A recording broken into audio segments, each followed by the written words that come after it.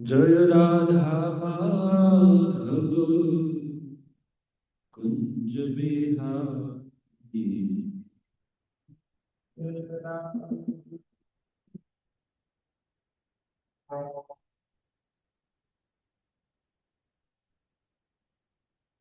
जय राधा माधव कुंज बिहारी।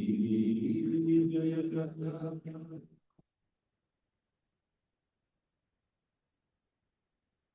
गोपी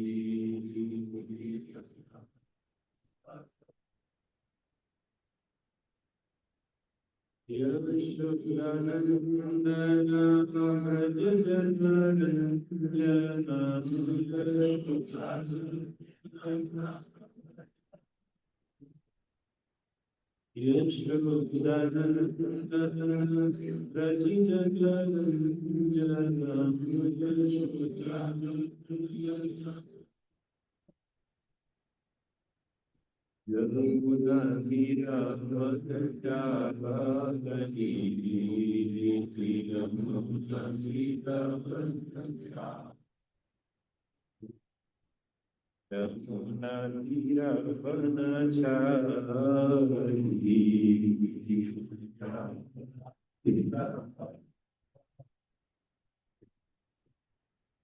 जय राधा माधव कुंज बिहारी।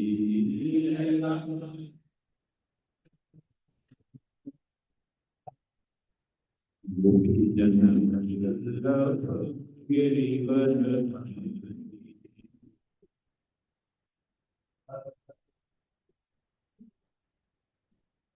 हरे Krishna Krishna Krishna Hare Hare Hare Ram Ram Ram Ram Hare Hare.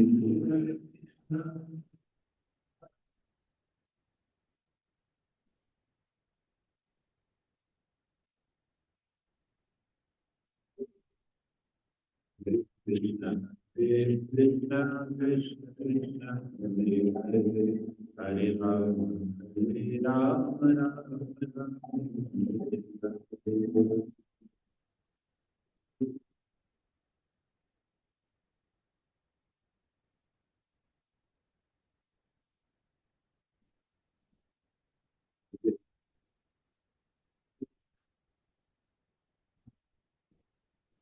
Hare Ram, Ram Ram, Hare Hare,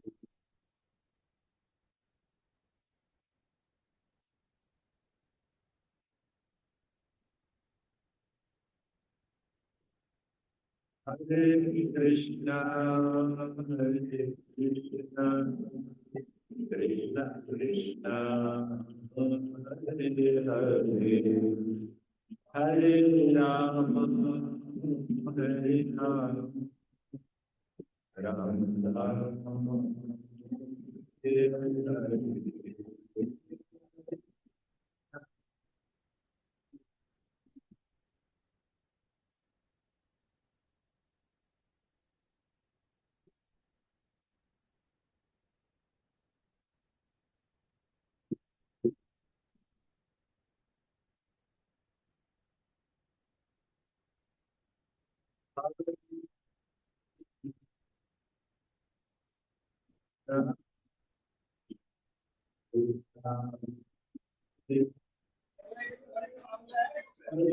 Ram, Hare Ram, Ram Ram,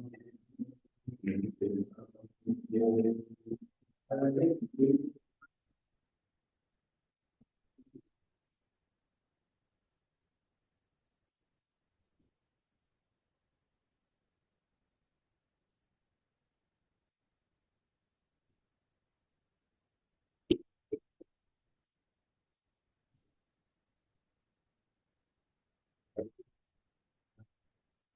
Hare Krishna, Krishna, Hare Hare, Hare Rama, Hare Rama, Rama Rama, Hare Hare.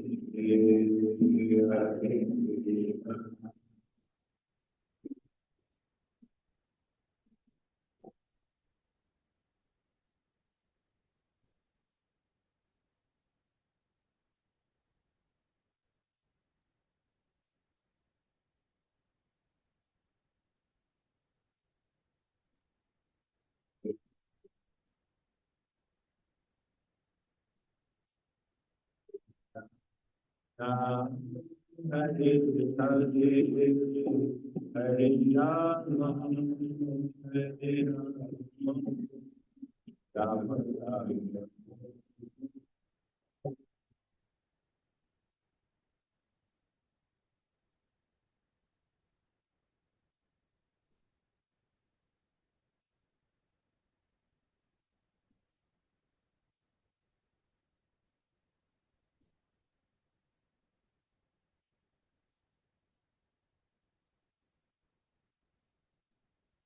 Hare Krishna, Hare Krishna, Krishna Krishna, Hare Hare, Hare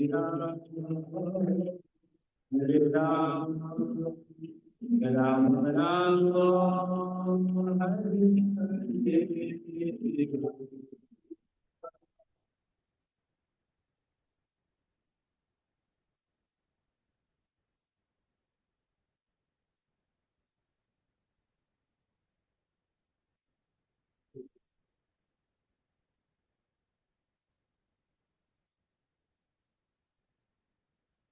Hare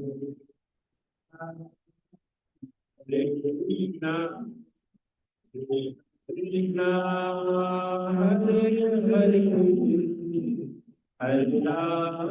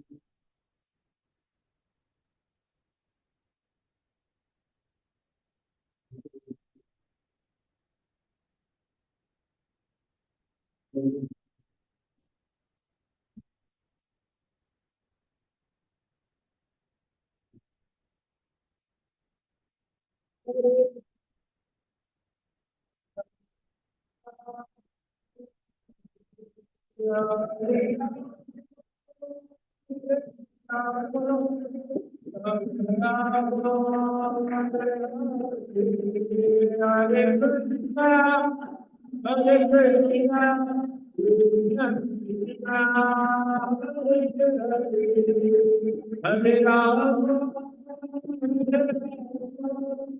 Rama Rama,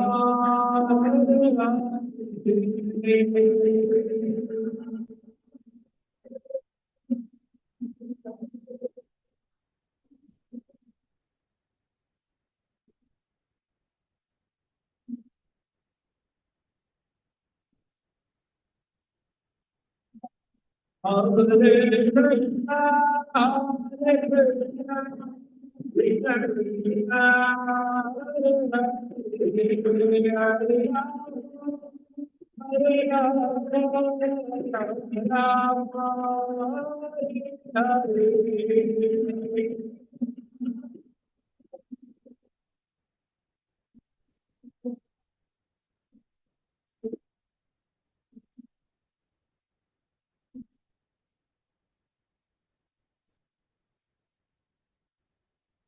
और कृष्ण हरे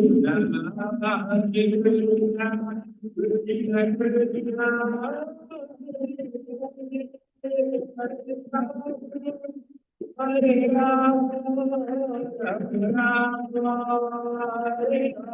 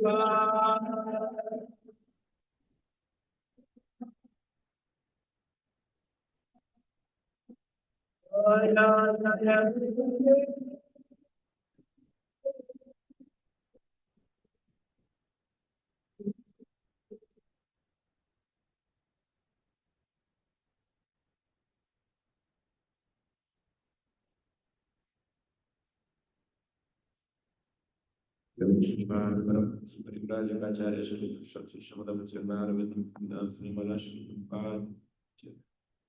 विष्णुपाद परमहंस परिव्राजकाचार्य श्रीमद भक्त सिद्धांत सरस्वती स्वयं अनंत कोटि वैष्णव वृंद की जय। नामाचार्य श्री हरिदास ठाकुर की जय। ग्रंथराज श्रीमद् भागवतम की जय। संवेद गौर भक्त वृंद की निताय गौर प्रेमानंदे। हरे कृष्ण।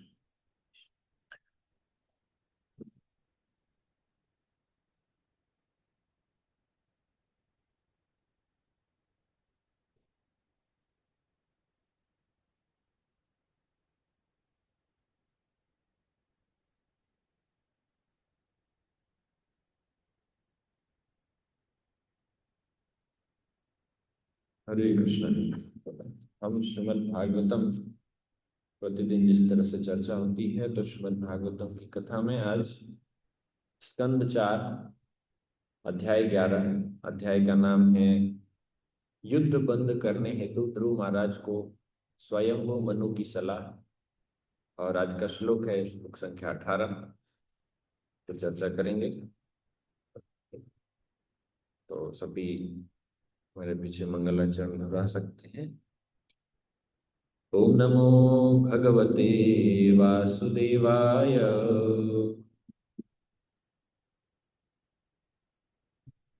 ओम नमो भगवते वासुदेवाय। ओम नमो भगवते वासुदेवाय। नारायणं नमस्कृत्यं नरं चैव नरोत्तमं देवीं सरस्वतीं व्यासं ततो जयमुदीरये। नष्टप्रायेषु भद्रेषु नित्यं भागवत सेवया भगवती उत्तम श्लोके भक्ते भवति नैष्ठिकी। कृष्णाय वासुदेवाय देवकी नंदनाय च नंदगोपकुमाराय गोविन्दाय नमो नमः।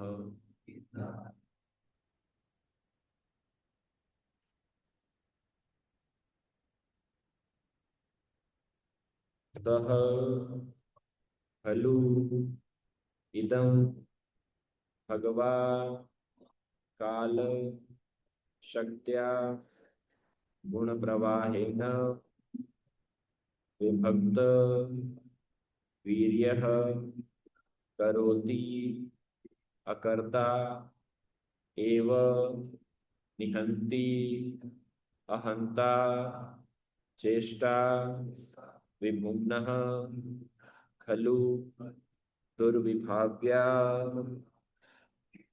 सखल्विदं भगवान् कालशक्तया गुणप्रवाहेण विभक्तवीर्यः करोत्यकर्तैव निहन्त्य हन्ता चेष्टा विभुम्नः खलु दुर्विभाव्या। सखल्विदं भगवान् कालशक्त्या गुणप्रवाहेण विभक्तवीर्यः करोत्यकर्तैव निहन्त्य हन्ता चेष्टा विभुम्नः खलु दुर्विभाव्या। सखल्विदं भगवान् कालशक्त्या गुणप्रवाहेण विभक्तवीर्यः करोत्यकर्तैव निहन्त्य हन्ता चेष्टा विभुम्नः खलु दुर्विभाव्या।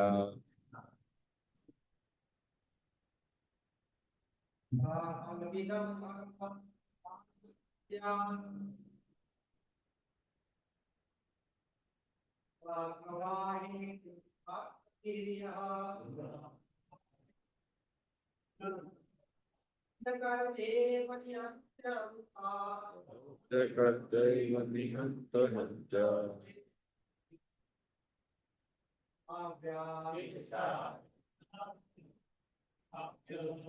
कल्विदं भगवान् कालशक्त्या गुणप्रवाहेण विभक्तवीर्यः रोचकर्तैव निहन्त्य हन्ता चेष्टा विभुम्नः खलु दुर्विभाव्या।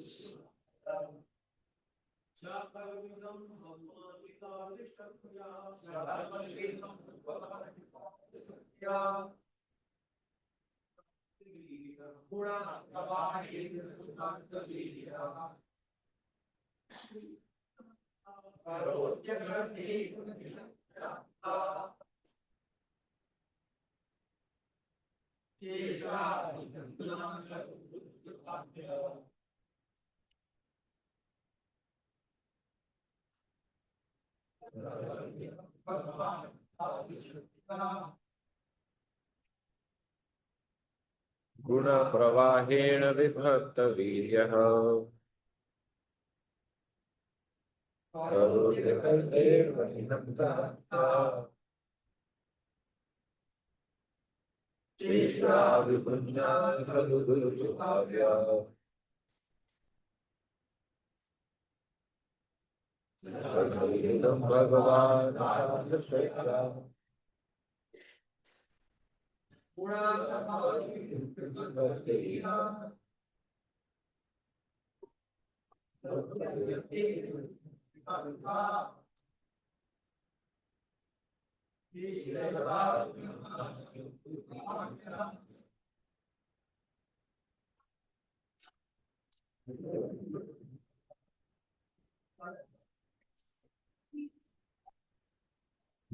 भगवान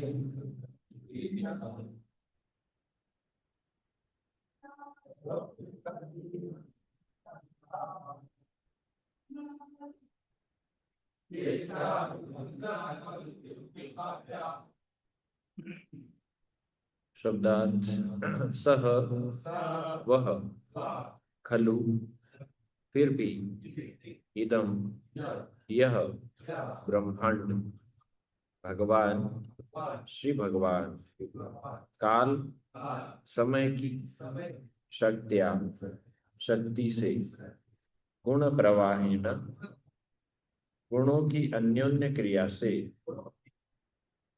विभक्त विभाजित वीर्य जिसकी शक्तियां करोति प्रभाव डालता है अकर्ता न करने वाला एवं यद्यपि निहंती मारता है अहंता न मारने वाला चेष्टा शक्ति विभुम्नः श्री भगवान की खलु निश्चय ही दुर्विभाव्या अचिंतनीय।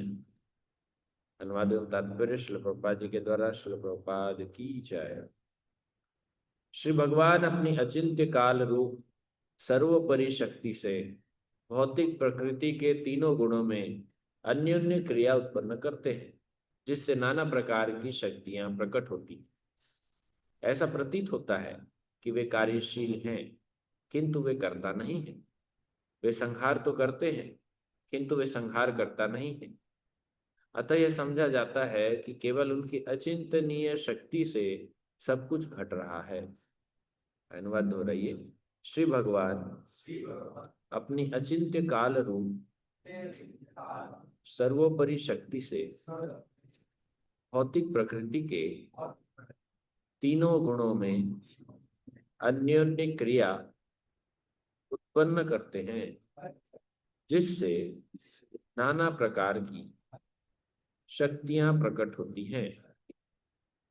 ऐसा प्रतीत होता है कि वे कार्यशील हैं किंतु वे करता नहीं है। वे संहार तो करते हैं किंतु वे संहार करता नहीं है। अतः यह समझा जाता है कि केवल उनकी अचिंतनीय शक्ति से सब कुछ घट रहा है। तात्पर्य दुर्विभाव्य शब्द का अर्थ है हमारे लघु मस्तिष्क द्वारा अकल्पनीय और विभक्त वीर्य का अर्थ है विभिन्न शक्तियों में विभाजित। भौतिक जगत में सृजनात्मक शक्तियों के प्राकट्य की यह यथार्थ विवेचना है। एक उदाहरण के द्वारा हम ईश्वर की कृपा को ठीक से समझ सकते हैं। प्रशासन की सत्ता को दयालु होना चाहिए किंतु कभी कभी शांति तथा व्यवस्था बनाए रखने हेतु पुलिस लगानी पड़ती है और जो विद्रोह करते हैं उन्हें दंड दिया जाता है। इसी प्रकार पूर्ण पुरुषोत्तम भगवान सदैव दयालु हैं तथा दिव्य गुणों से युक्त हैं किंतु कुछ व्यक्तिगत जीव श्री कृष्ण से अपना संबंध को भुलाकर भौतिक प्रकृति पर अपना प्रभुत्व जताना चाहते हैं। अपने प्रयत्न के फलस्वरूप वे अनेक भौतिक अंतः क्रियाओं में फंस जाते हैं। किंतु यह तर्क देना ठीक नहीं होगा कि चूंकि शक्ति श्री भगवान से प्रकट होती है इसलिए वही करता है। पिछले श्लोक में निमित्त मात्रम शब्द इंगित करता है कि परम भगवान इस भौतिक जगत के कार्य कारण से सर्वथा पृथक रहते हैं। तो फिर सब कुछ कैसे चल रहा है? इसके लिए दुर्विभाव्य अकल्पनीय शब्द प्रयुक्त हुआ है। हमारे छोटे से मस्तिष्क में इतनी शक्ति कहाँ कि हम यह सब समझ सके। जब तक मनुष्य श्री भगवान की अचिंत्य शक्ति को स्वीकार नहीं करता तब तक उसके लिए किसी प्रकार की उन्नति कर पाना संभव नहीं है। जो शक्तियां कार्य करती हैं वे निश्चित रूप से श्री भगवान द्वारा ही संपादित की जाती हैं, किंतु वे उनके कार्य कारण से सदैव पृथक रहते हैं। भौतिक प्रकृति की अन्योन्य क्रिया से उत्पन्न नाना प्रकार की शक्तियां नाना विध योनियों तथा फल स्वरूप मिलने वाले सुख एवं दुख को उत्पन्न करती हैं। श्री भगवान जिस प्रकार से कर्म करते हैं उसकी सुंदर विवेचना विष्णु पुराण में मिलती है। अग्नि एक स्थान पर रहती है किंतु उसकी गर्मी तथा प्रकाश भिन्न भिन्न प्रकार से कार्य करते रहते हैं। दूसरा उदाहरण बिजली घर का है, जो एक स्थान पर स्थित होता है किंतु उसकी शक्ति से नाना प्रकार की मशीनें चलती। उत्पादन कभी भी शक्ति के मूल स्रोत से एक रूप नहीं होता, किंतु शक्ति का मूल स्रोत मुख्य कारण होने से उत्पादन से एक रूप है और साथ ही उससे पृथक भी। अतः ज्ञान का सही मार्ग भगवान श्री चैतन्य का दर्शन अचिंत्य भेद अभेद तत्व है। इस भौतिक जगत में ब्रह्मा श्री विष्णु तथा शिव इन तीन रूपों में अवतरित होते हैं और ये भौतिक प्रकृति के तीनों गुणों का भार संभालते हैं। ब्रह्मा का अवतार लेकर वे सृजन करते हैं, श्री विष्णु के रूप में वे भरण पोषण करते हैं और शिव के रूप में वे संहार भी करते हैं। किंतु ब्रह्मा श्री विष्णु तथा शिव इन तीनों के मूल स्रोत गर्भोदक्षाय विष्णु भौतिक प्रकृति के कार्य कारण से सदैव पृथक होते हैं। कुमुज्ञानतिमिरन्धस्य ज्ञानाञ्जनशलाकया चक्षुरुन्मिलितं येन तस्मै श्रीगुरुवे नमः। श्रीचैतन्यमनोभीष्टं स्थापितं येन भूतले स्वयं रूपः कदा मह्यं ददाति स्वपदान्तिकम्। वन्देऽहं श्रीगुरुं श्रीयुतापदकमलं श्रीगुरून् वैष्णवांश्च श्रीरूपं साग्रजातं सहगण रघुनाथान्वितं तं सजीवं साद्वैतं सावधूतं परिजनसहितं कृष्ण चैतन्य देवं श्रीराधा कृष्णपादान् सहगण ललिता श्री विशाखान्वितांश्च। नमः ओं विष्णुपादाय कृष्णपृष्ठाय भूतले श्रीमते भक्तिवेदांत स्वामिनिति नामिने। नमस्ते सारस्वते देवे गौरवाणी प्रचारिणे निर्विशेष शून्यवादी पाश्चात्य देश तारिणे। नमो महावदान्याय कृष्ण प्रेम प्रदायते कृष्णाय कृष्ण चैतन्य नाम्ने गौरत्विषे नमः। हे कृष्ण करुणा सिंधु दीनबंधु जगतपते गोपेश गोपिका कांत राधा कांत नमोस्तुते। तप्त कांचन गौरांगी राधे वृंदावनेश्वरी वृषभानुसुते देवी प्रणमामि हरिप्रिये। नीलाम्बुज श्यामल कोमलांगं सीता समारोपित वामभागं पाणौ महाशाय कचारुचापं नमामि रामं रघुवंशनाथं। वाञ्छाकल्पतरुभ्यश्च कृपा सिन्धुभ्यैव च पतितानां पावनेभ्यो वैष्णवेभ्यो नमो नमः। जय श्री कृष्ण चैतन्य प्रभु नित्यानंद श्री अद्वैत गदाधर श्रीवासादि गौर भक्त वृंद। हरे कृष्ण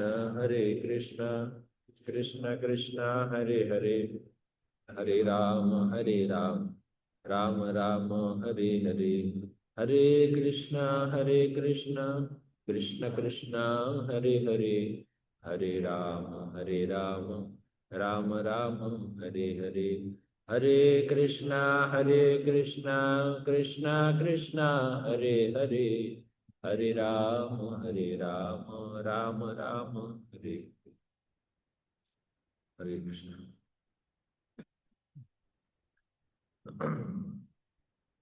तो चूंकि ये अध्याय है जहां पर ध्रुव महाराज को स्वयंभू मनु के द्वारा युद्ध बंद करने की सलाह दी जा रही है। किस कारण से युद्ध हो रहा है? ध्रुव महाराज युद्ध कर रहे हैं। किसके साथ युद्ध कर रहे हैं? किसके साथ युद्ध कर रहे हैं? यक्षों के साथ युद्ध कर रहे हैं। क्यों युद्ध कर रहे हैं? क्यों युद्ध कर रहे हैं? हाँ, क्योंकि ध्रुव महाराज के भाई उत्तम का वध कर दिया, को मार दिया यक्षों ने।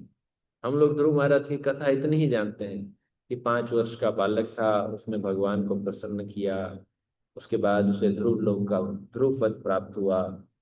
उसके बाद फिर की आगे की कहानी सब कुछ अच्छा अच्छा हो गया, बस हैप्पी एंडिंग। लेकिन उसके आगे क्या हुआ, ध्रुव महाराज ने किस तरह से राज आगे संभाला, उसको बताएंगे। तो ध्रुव महाराज के भाई की हत्या हो जाती यक्षों के द्वारा, और ध्रुव महाराज इस कारण से समूल यक्ष वंश का नाश करने के लिए इस भीषण युद्ध में प्रवृत्त होते हैं। तो यदि ध्रुव महाराज युद्ध करेंगे तो क्या उन्हें कोई बचा पाएगा? तो यहाँ यक्षों की भारी जब हिंसा होने लगती है, तो चूंकि सृष्टि में किसी भी एक तत्व को पूर्ण रूप से समाप्त नहीं किया जाता, यहाँ पे उसे बोलते हैं बैलेंसिंग, से बराबर बना के रखना चाहिए। तो कोई भी ऐसा नहीं कि एक पूरा खत्म कर, तो इसीलिए वहां पर तुरंत सृष्टि के जो संचालन करता है, यहाँ जो भी लोग हैं अधिकारी गण हैं, वो लोग तुरंत इस चीज पे कार्य करते हैं। और यहाँ ध्रुव महाराज को रोकने के लिए स्वयंभू मनु आते हैं। स्वयंभू मनु कौन है? कौन है? हाँ, ध्रुव महाराज के दादा हैं, लेकिन और कौन है स्वयंभू मनु? ब्रह्मा जी के पुत्र हैं। तो ब्रह्मा जी के पुत्र हैं स्वयंभू मनु। मनु शब्द का अर्थ ही है जो मनु संहिता या मनुस्मृति लोग बोलते हैं, मनुस्मृति। तो मनु जो महाराज थे स्वयंभू मनु, उस समय पर उन्होंने उनके नाम से मनु शब्द से ही आगे मनुष्य या मानव ये शब्द बनता है। तो हम जितने भी हैं, हम सभी जो स्वयं को मनुष्य स्वीकार करते हैं, वास्तव में हम स्वयंभू मनु के वंशज हैं। इसी प्रकार से जो दीति थे, उनके वंशज आगे क्या कहलाए? दैत्य। जो अदिति थी, उनके वंशज आगे क्या कहलाए? आदित्य। ऐसे कश्यप ऋषि के कई पत्नियां थी। उसमें से जैसे एक पत्नी थी, उनका नाम था दनु, जिनके पुत्र आगे दानव कहलाए। तो ये सब अलग अलग जो हम लोग बोलते हैं योनिया है या स्पीसीज है, इंग्लिश में हम लोग बोलेंगे। जैसे कहीं से पक्षी आए, नाग आए, कद्रु नाम था ऋषि कश्यप की एक पत्नी, कद्रु से नाग वंश की उत्पत्ति हुई। विनता उनकी एक और पत्नी थी, जिनसे गरुड़ जी की उत्पत्ति हुई, और मतलब आगे जो पूरी पक्षी की जो प्रजाति है। तो इस प्रकार से कश्यप ऋषि मुख्य रूप से अलग अलग प्रकार की जितनी जो योनियां हम देखते हैं, उनके जनक वही है। परंतु यहाँ मनुष्य की जो उत्पत्ति हो रही है वो स्वयंभू मनु के माध्यम से हो रही है। तो स्वयंभू मनु के पुत्र कौन है? 2 पुत्र थे उनके, एक उत्तानपाद और दूसरे महाराज प्रियव्रत। उत्तानपाद के 2 पुत्र हुए, एक थे ध्रुव और दूसरे उत्तम। उत्तम की मृत्यु हो चुकी है, और इसी कारण से ध्रुव महाराज युद्ध करने के लिए प्रवृत्त है। तो ध्रुव महाराज को यहाँ पर सलाह देने आए हैं स्वयंभू मनु, स्वयं की युद्ध आप बंद कर दें, क्योंकि इसी से मानव जाति का कल्याण होगा। इस प्रकार से हम अपने द्वेष के लिए किसी पूरे वंश को समूल नाश करना उचित नहीं। पिछले कुछ श्लोकों की चर्चा हम करते हैं, पढ़ते हैं। मनु ने आगे कहा, हे राजा ध्रुव, श्री भगवान की मोहमयी भौतिक शक्ति के द्वारा तथा भौतिक प्रकृति के तीनों गुणों की पारस्परिक क्रिया से ही सृजन, पालन तथा संहार होता रहता है। तो इसीलिए आपको कोई अलग से आप इसके लिए अपना प्रयत्न ना करें और अपना द्वेष को इस तरह से ना बढ़ाएं। वो भगवान की आदि सृष्टि, मतलब उनकी जो शक्ति है, दिव्य शक्ति है, उसके माध्यम से इनका संहार होगा। और जिसने आपके भाई का वध किया तो उससे तो बदला उन्होंने वो पहले ले चुके, पर रोष इतना है कि वो सबको समाप्त करने को चल।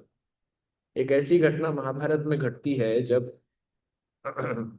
परीक्षित महाराज के पुत्र जन्मेजय एक महान यज्ञ करते हैं, और इस यज्ञ से उन्हें द्वेष होता है क्योंकि तक्षक ने उनके पिता का वध किया था। तक्षक ने परीक्षित महाराज को डसा था और उनके प्रभाव से परीक्षित महाराज की मृत्यु हुई थी।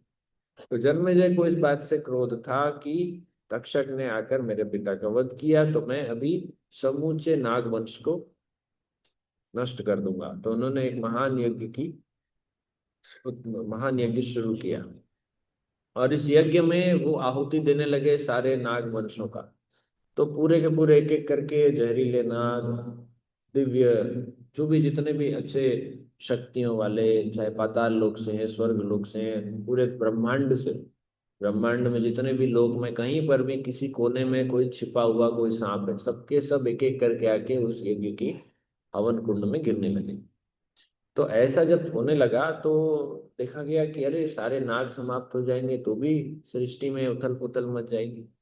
बनाया ही ऐसा गया है कि जब तक आप एक दूसरे पर, हम यहाँ पर निर्भर हैं, तो किसी एक योनि या एक वंश को अगर आप खत्म कर देते हैं तो उससे भी सृष्टि में भारी तबाही मच सकती है। इसलिए ऐसा नहीं करने देते सृष्टि के जो अधिकारी हैं। तब वहां पर उन्होंने देखा कि सारे नाग आ रहे हैं लेकिन तक्षक नहीं आ रहे हैं, ऐसा कैसे, इतना समय लग रहा है। तब उन्होंने देखा कि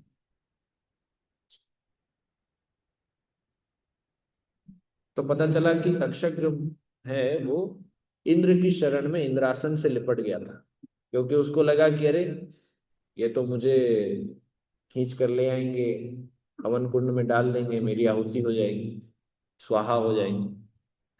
तो तक्षक ने अपने आप को बचाने के लिए इंद्र के सिंहासन पे वो लिपट गया। तो इंद्र के सिंहासन से लिपटने के कारण तक्षक की जब आहुति डल रही थी तो तक्षक को नहीं खींच पा रहे थे। तो जब ये समझ में आया कि इंद्र के सिंहासन से लिपटे हुए हैं, तब वहां पर परीक्षित जन्मेजय ने कहा कि ठीक है, इंद्र के नाम की आहुति डालो। और जिसने ऐसे द्वेषी को, इस तरह के अपराधी को जिसने शरण दिया है, तो उसको भी यहाँ पे हवन कुंड में उसको भी सुहा करो, देख लेंगे बाद में। तो इंद्र के नाम से जब आहुति शुरू हुई, तब वहां तुरंत जैसे आहुति शुरू हुई, अभी पूरी हुई नहीं थी, तो वो इंद्र का सिंहासन भी खींच के आने लगा तक्षक के साथ में। तक्षक भी आएगा तो पूरी तरह से सिंहासन हिलने लगा, और वो जैसे आपने देखा होगा कि चुंबक के पास में कोई अगर लोहे को रखा जाए तो कैसे वो खींचता है, इसी तरह से वो इंद्रासन खींच के आने लगा। तब तुरंत ब्रह्मा जी आए बीच में, उन्होंने रोका कि नहीं, इस तरह से मत करो भाई, उसमें इंद्र का क्या दोष है और तक्षक का क्या दोष है, ये तो नियति थी, ये तो विधि का विधान था, एक निमित्त बनता है, निमित्त मात्रेण, वो एक निमित्त था, उसने अपना थोड़ी द्वेष निकाला, उसके कोई पर्सनल ऐसा कोई तो था नहीं। वैसे पर्सनल द्वेष था उसका, व्यक्तिगत स्वार्थ भी था, इसीलिए व्यक्ति निमित्त कौन बनता है, ऐसा नहीं कि किसी को भी निमित्त बना दिया जाए। निमित्त भी बनने के लिए उसके पीछे भी बहुत चीजें होती हैं। जैसे अगर आप किसी व्यक्ति के जीवन में गलत कार्य करते हैं तो आपने ही क्यों उसके लिए गलत कार्य किया, कोई और क्यों नहीं करता, आपको निमित्त क्यों बनाया गया, क्योंकि हो सकता है पिछले जन्म में आपके साथ ऐसा उसने किया हो, या आपके मन में इस तरह का द्वेष भरा हुआ है किसी और के लिए, तो आपको ऐसा कार्य करने के लिए निमित्त बनाया जाता है, ताकि आपका जो कर्म है, जो भीतर भीतर जो पाप के बीज हैं, वो निकल जाएंगे, और फिर वो कर्म फल के रूप में आपको फिर मिलेगा। लेकिन ये जो बीज है बैठा हुआ है वो निकलेगा, इसलिए ऐसे कर्म करते हैं हम, निमित्त बनाया गया। तो इस तरह का यहाँ पर भी युद्ध हो रहा है, और इस युद्ध के लिए बता रहे हैं कि ये भगवान की शक्ति है, मोहमयी शक्ति है, भौतिक शक्ति, जिस कारण से सारी चीजें हो रही है।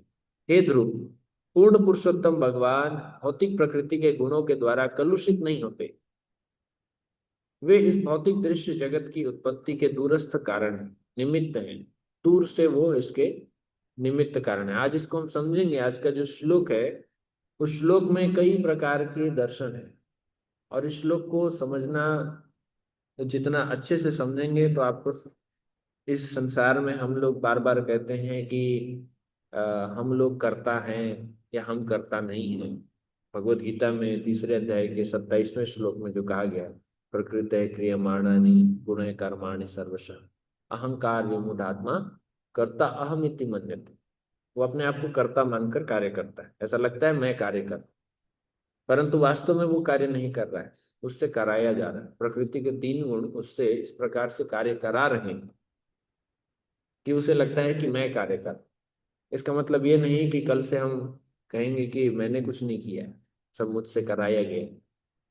आपसे कराया गया है, पर वही प्रश्न उठता है कि आपसे ही क्यों कराया गया। क्योंकि आपकी चेतना उस प्रकार से है, क्योंकि आपका जो पीछे जितने भी जो कर्म के, जिस तरह से आपका बना हुआ है एक विधान, उस कारण से आप ये कर्म कर रहे हैं। नहीं तो दो, जैसे एक उदाहरण दिया जाता है क्यों कर रहा है, एक सिंपल सा सामान्य उदाहरण है। एक बार एक व्यक्ति की मृत्यु हो जाती है। उस व्यक्ति की मृत्यु होती है तो कारण जानने के लिए वहां पर लोग इकट्ठा होते हैं। तो पूछा जाता है, पता चलता है कि अत्यधिक शराब पीने के कारण उसकी मृत्यु, बहुत शराब पीता था। तो उस व्यक्ति के 2 पुत्र थे।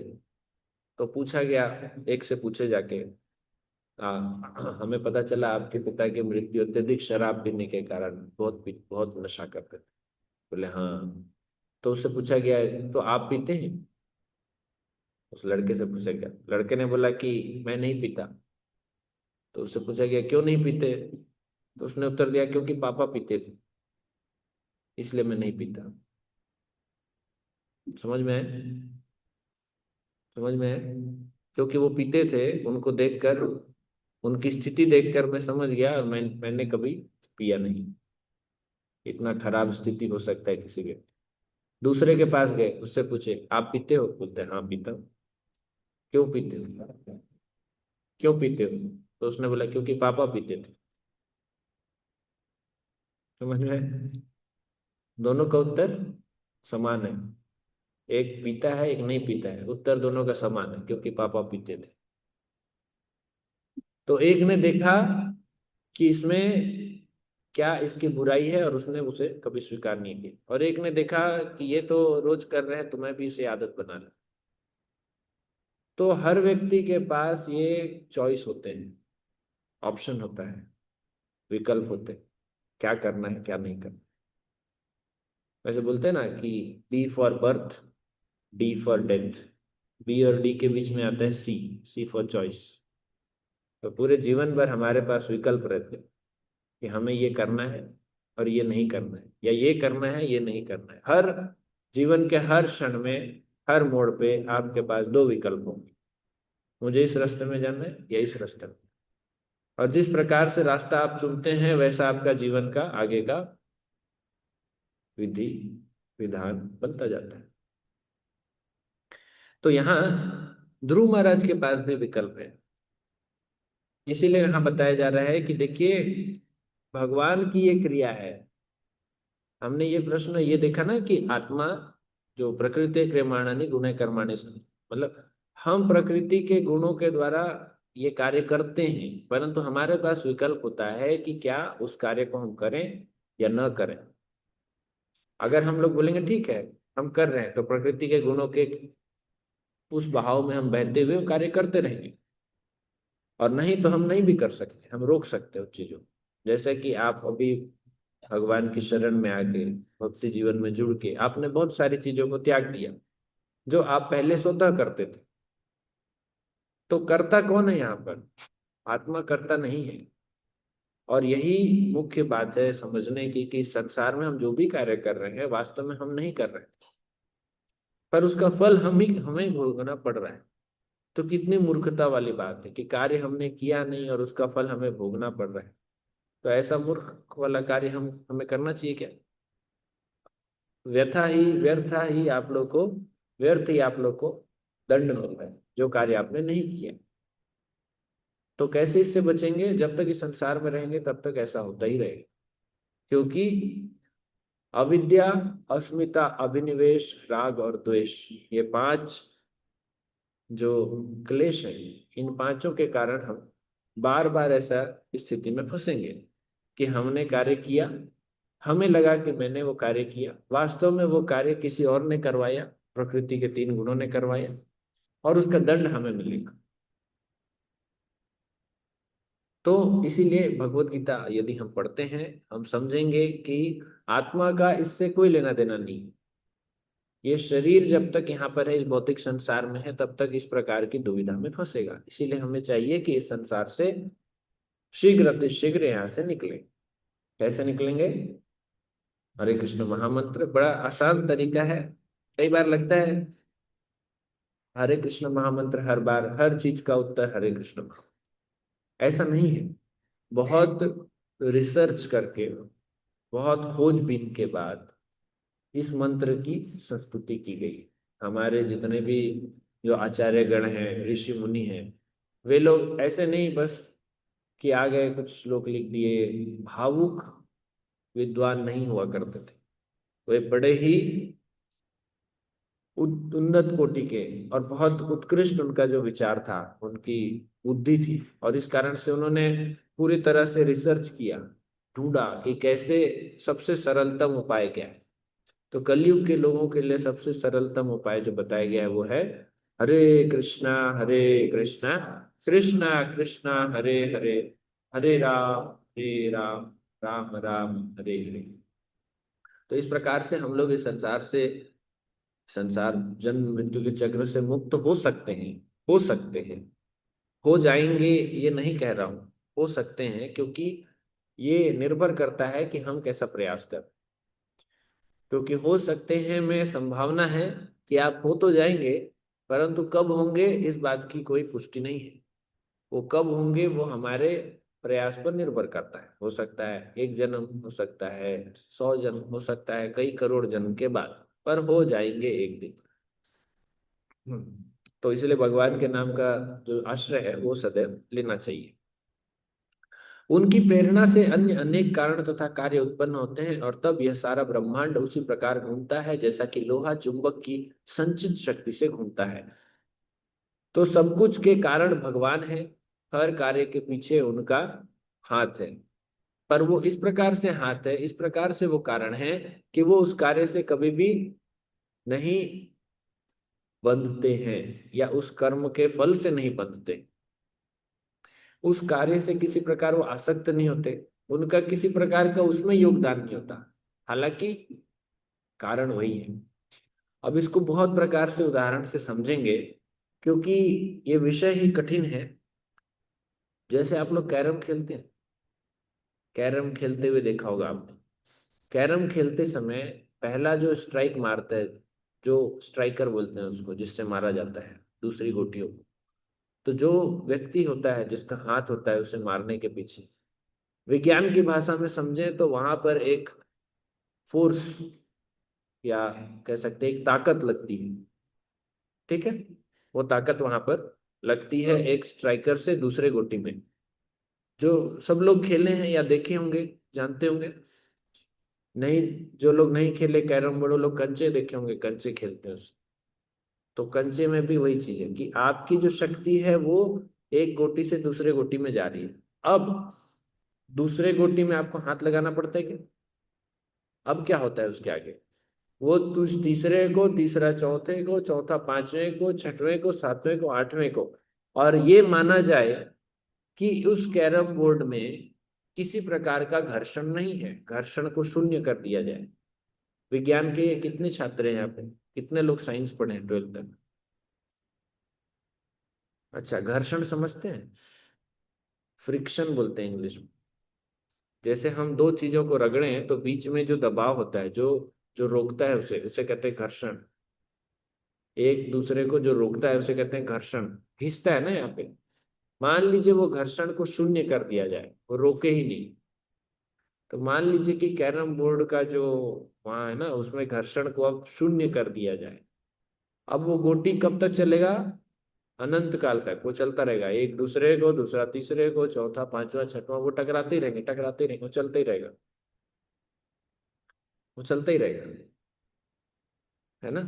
इसी प्रकार से इस संसार में भगवान ने इसकी शुरुआत की। भगवान अपनी दृष्टि मात्र से इस सृष्टि को आरंभ करते हैं। भगवान अपने दृष्टिपात से इसको आरंभ करते हैं, वो स्पर्श नहीं करते। उनकी जो दृष्टि है, उस दृष्टि से इस जो प्रकृति को वो आरंभ करते हैं, और फिर ये प्रकृति संचालन में आती है, चलायमान होती है, और उसके बाद ये प्रकृति अपने आप इसमें सारी चीजें कार्य कर रही है, जैसा कि हमने उसे अभी इस उदाहरण से समझा। अब यहाँ बार बार भगवान को नहीं आना पड़ता है। कोई बीज है, उस बीज से जब पेड़ निकलता है तो भगवान आके खड़े होकर नहीं बोलते चलो अब निकलो यहाँ से। वो बीज हम बोते हैं जमीन में, और उसके बाद अपने आप उस बीज से वृक्ष निकलता है, उस वृक्ष में और बीज होते हैं, उस बीज से फिर पेड़ निकलते हैं। तो ये चलता रहता है। इसी प्रकार से दादाजी से बेटा आता है, बेटे से पोता आता है, उससे और आते हैं। ये चलता रहता है। इसमें भगवान को बार बार उत्पत्ति करने की आवश्यकता नहीं। एक बार उन्होंने उत्पत्ति की, और उसके बाद ब्रह्मा जी के माध्यम से अब स्वयंभू मनु, और ये जो पीढ़ी दर पीढ़ी ये चीजें चल रही है। अब इसे आप और बीच में यहाँ पे शक्ति देने की आवश्यकता नहीं है। तो इस प्रकार का ये ब्रह्मांड है जो कि स्वतः कार्य कर रहा है, परंतु इस स्वतः के पीछे भी एक कारण है, और वो कारण यदि न रहे तो ये जो स्वतः जो चल रहा है वो नहीं चलेगा।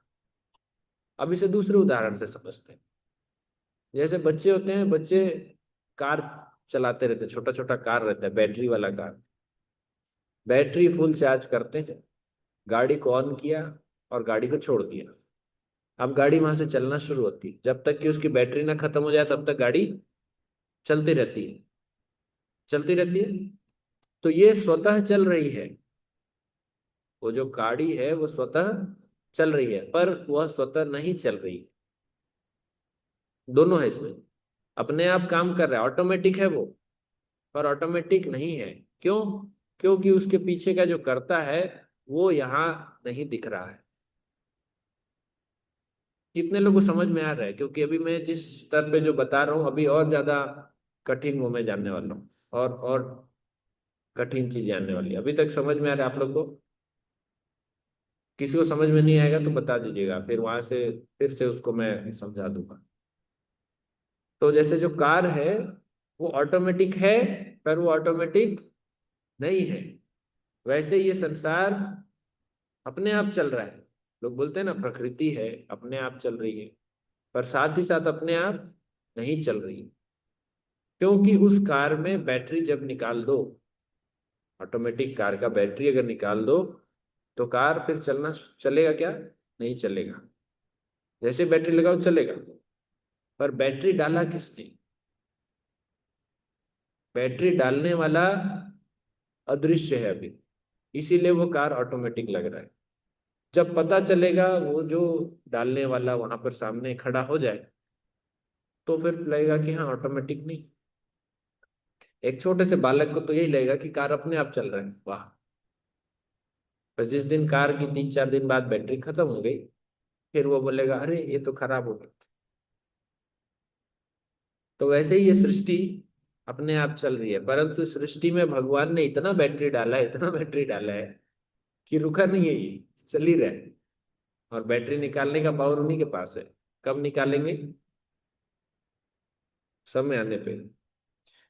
तो वास्तव में जैसे कोई भी बैटरी चलती है, जैसे इसमें लैपटॉप में लिखा हुआ है 56% बैटरी लेफ्ट, इतना परसेंट बचा है। इसी प्रकार से इस ब्रह्मांड का भी एक आयु है जो कि बचा हुआ है अभी कुछ समय।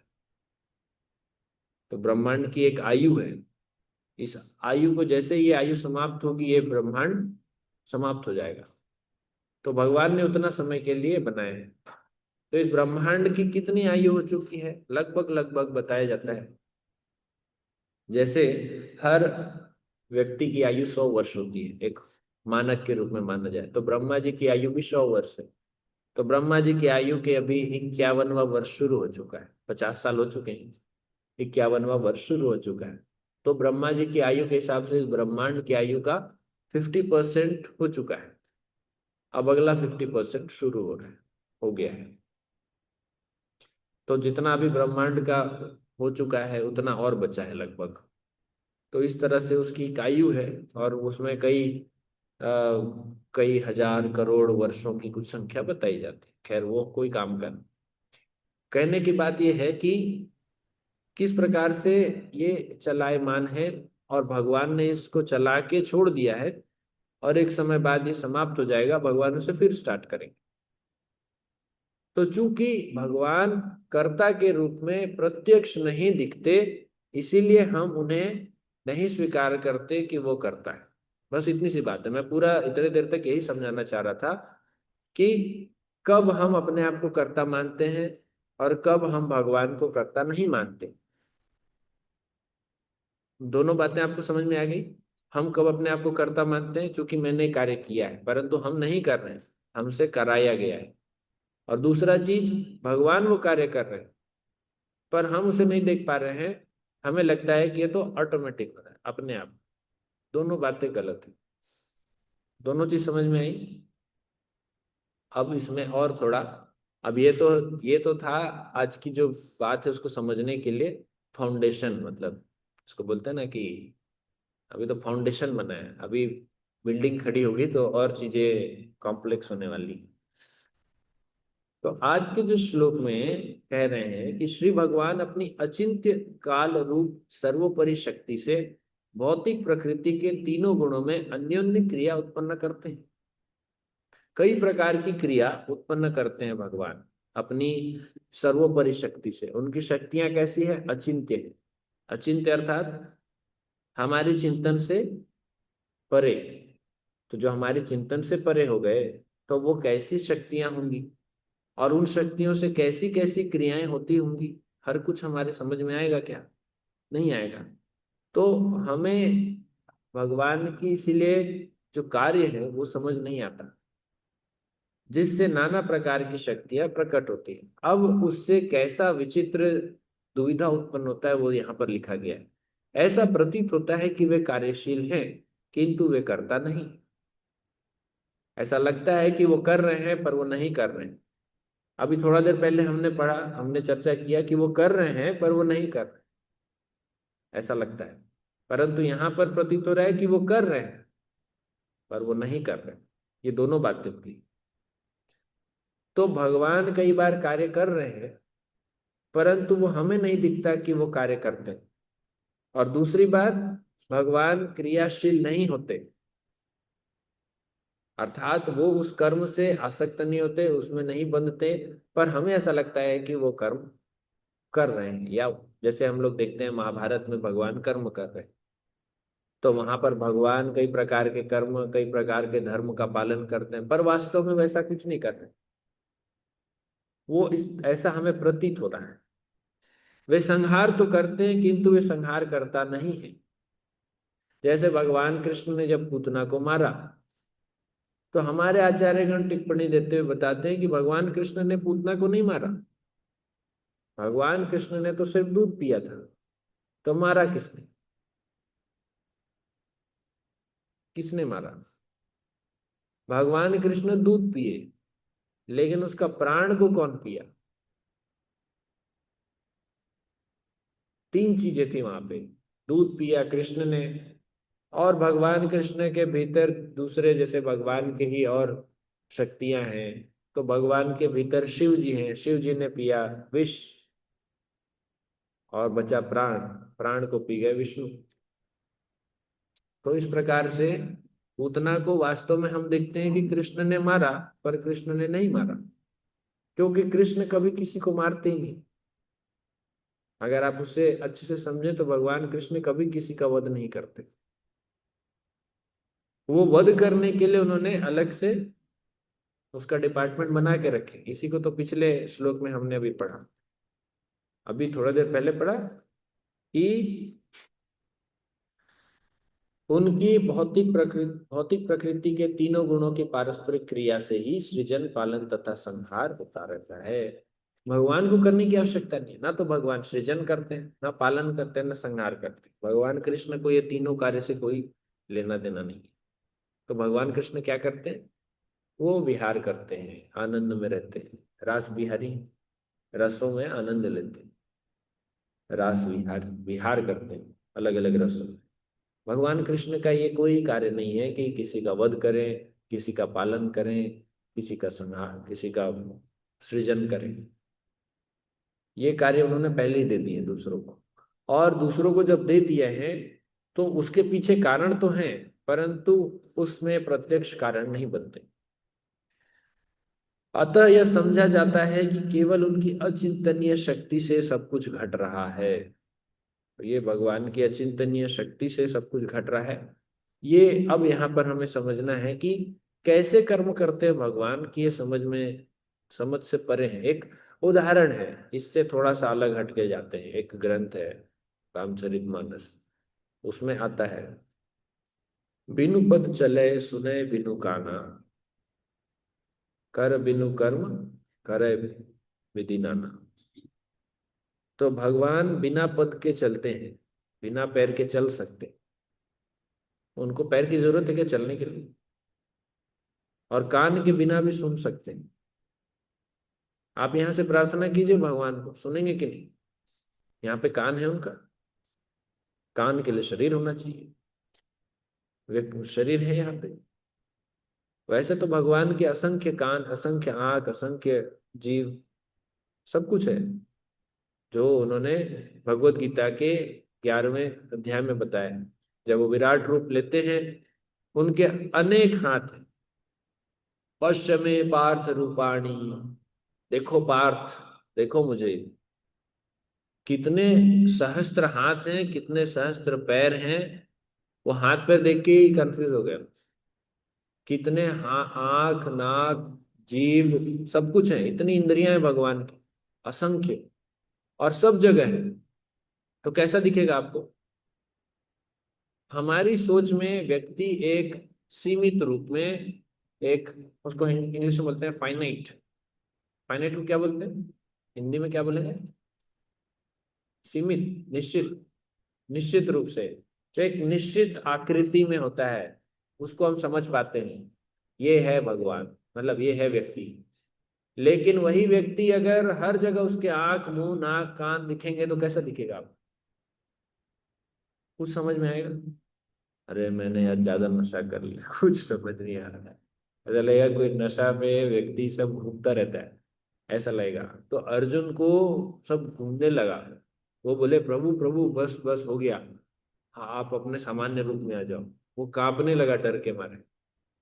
कुछ समझ नहीं आ रहा है, ये भगवान है। क्योंकि भगवान अब तक इतने सौम्य रूप से उनके सामने खड़े थे, अब उनका विकराल रूप सामने आता है कि भगवान असंख्य मुखों से ये जितने भी जो सृष्टि है उसको खा रहे हैं। कालो क्षय लोक कालो अस्मि लोक क्षय कृत प्रवृद्धो, भगवान कहते हैं कि मैं काल के रूप में सब कुछ खा रहा हूं। तो इस संसार में सब कुछ काल के रूप में धीरे धीरे क्षय हो रहा है। आपको नहीं दिख रहा है, लेकिन कल और आज में आप में कुछ तो क्षय हो गया। क्षय हो गया मतलब कुछ कम हो गया, आपका कुछ चीजें खत्म हो गया। हम लोग विज्ञान में पढ़ते हैं कि हर क्षण हमारे नई नई कोशिकाएं बन रही है, और कई कोशिकाएं मर रही, सेल्स। हर टाइम पे, हर सेकंड पे नए सेल्स फॉर्म हो रहे हैं और कई सेल्स मर रहे हैं।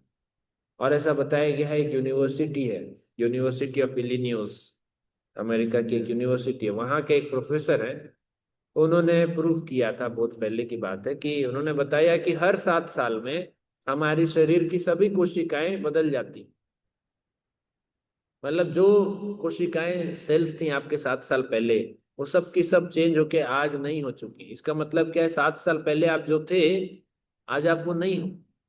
शारीरिक रूप से अगर देखा जाए तो मन में जो विचार हैं, आपकी जो यादें हैं, उसकी बात नहीं कर रहा हूँ, आत्मा की बात नहीं कर रहा हूँ। पर ये जो शरीर है, जो बाहरी जो शरीर है, इस शरीर का जो हम बोलते हैं इंग्लिश में कॉम्पोजिशन, या किससे बना है, उस शरीर को एक एक अगर कोशिका में तोड़ें तो वो सारी की सारी कोशिकाएं जो 7 साल पहले थी वो आज नहीं है।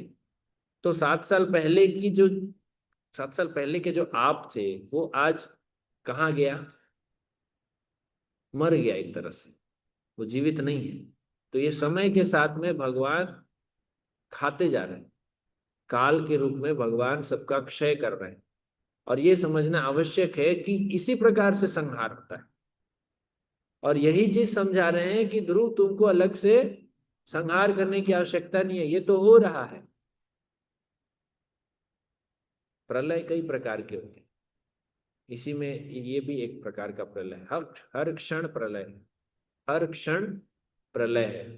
हर क्षण हमारा कुछ ना कुछ समाप्त हो रहा है। ये मंदिर आपको दिख रहा है, प्रभु जी हम तो 1.5 साल से देख रहे हैं, ऐसा ही दिख रहा है? नहीं, ऐसा नहीं दिख रहा है। हर सेकंड इसमें कुछ ना कुछ बदलाव आ रहा है।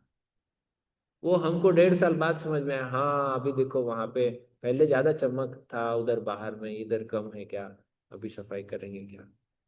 वो हर क्षण धीरे धीरे एक एक करके परत बढ़ती जा रही है और वो हमें तब जाके बदलाव दिखता है। तो इसीलिए ध्रुव महाराज से कह रहे हैं कि आपको इसके लिए संहार करने की आवश्यकता नहीं है, ये तो हो रहा है, ये प्रलय हो रहा है। और भगवान ऐसे कार्य करते हैं और इसीलिए समझ नहीं आता है कि ये कैसे भगवान संहार कर रहे हैं। भगवान अपनी कई इंद्रियों से कई प्रकार के कार्य करते हैं। वो जरूरी नहीं कि अपने हाथ से ही खाएं, अपने मुख से ही बोलें, अपने आंख से ही देखें, अपने पैर से ही चलें। ये भगवान का कार्य नहीं है।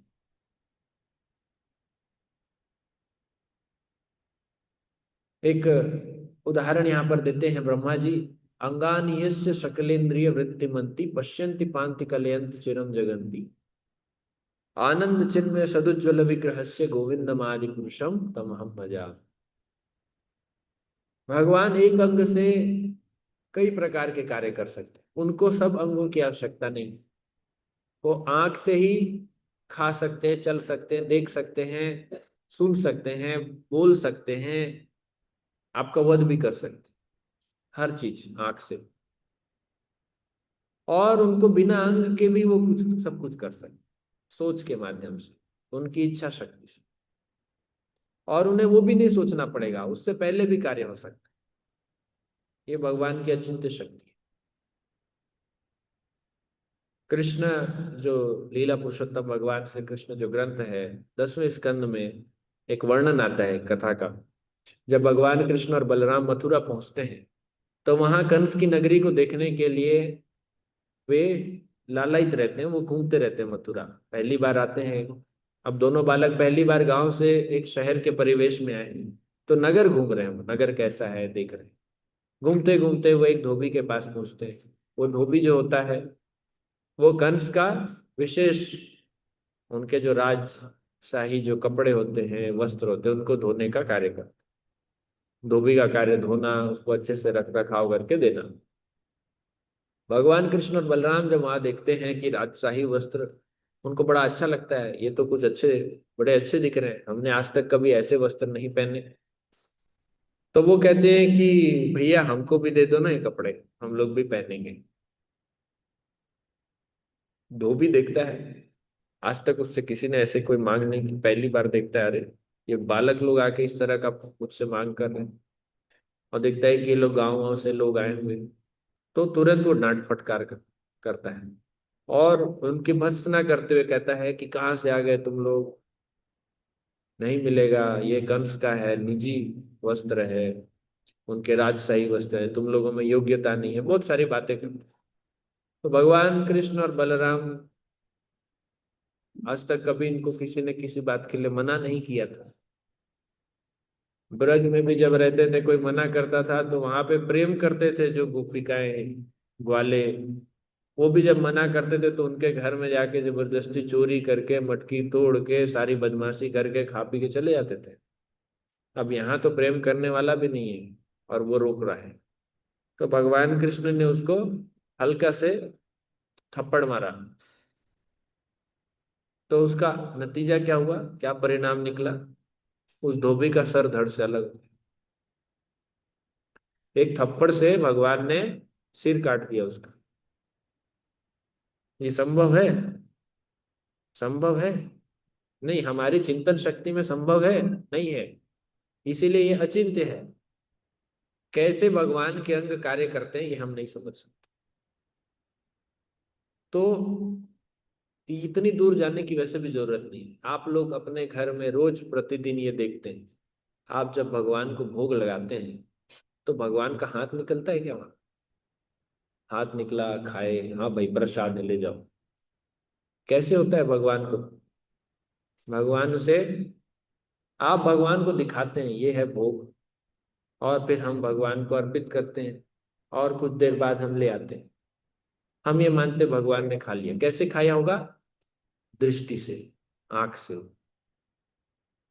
भगवान खा सकते हैं। अच्छा, भगवान का फोटो नहीं है, कुछ नहीं है, हम फिर भी ऐसे रखते हैं, और फिर भगवान से कहते हैं प्रभु ये आपको समर्पित कर रहे हैं।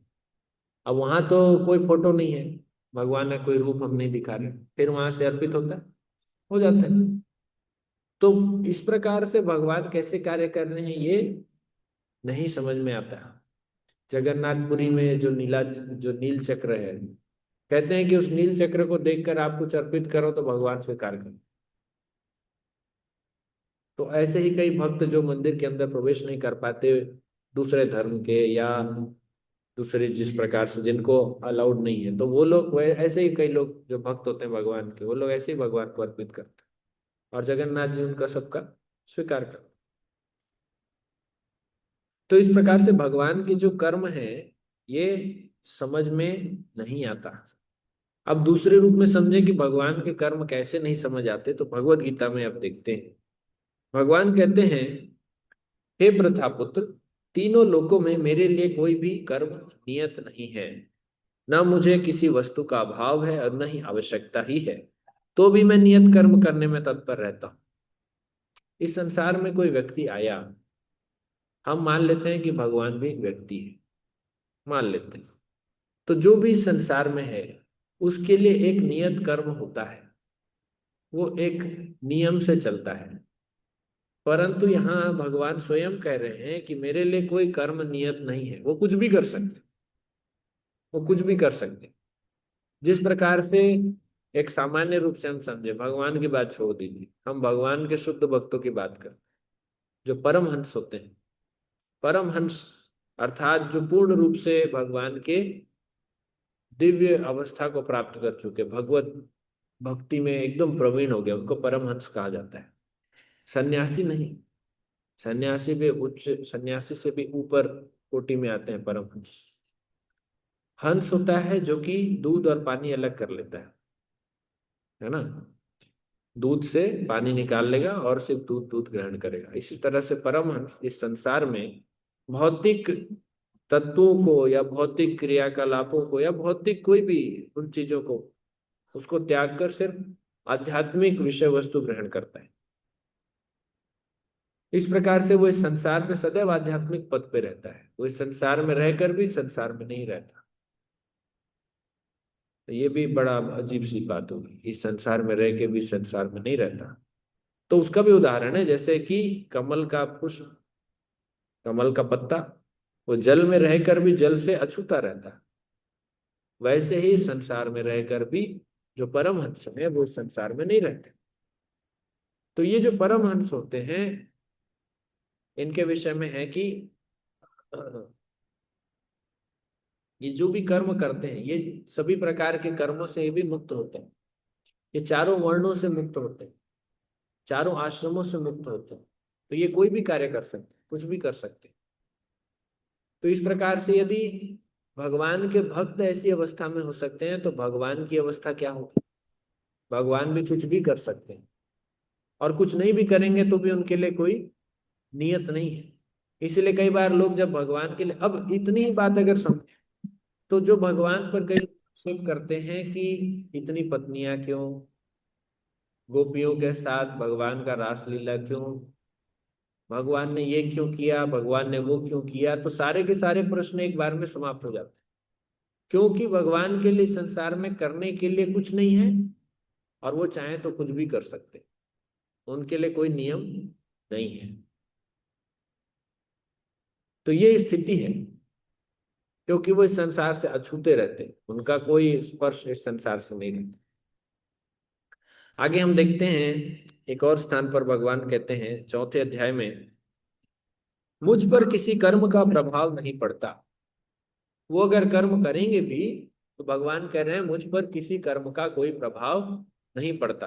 कुछ मूर्ख लोग कहते हैं कि भगवान कृष्ण महाभारत युद्ध के बाद इतना पाप हो गया ना उनसे, इसीलिए आज वो नरक में है। कुछ लोगों का कुछ एक एक हैं विशेष प्रकार के जो मानने वाले लोग, उनका ये मानना है कि भगवान कृष्ण आज नरक में है, क्योंकि उन्होंने महाभारत में बहुत पाप किया। तो ये अवस्था यहाँ समझनी चाहिए। स्वयं भगवान कह रहे हैं कि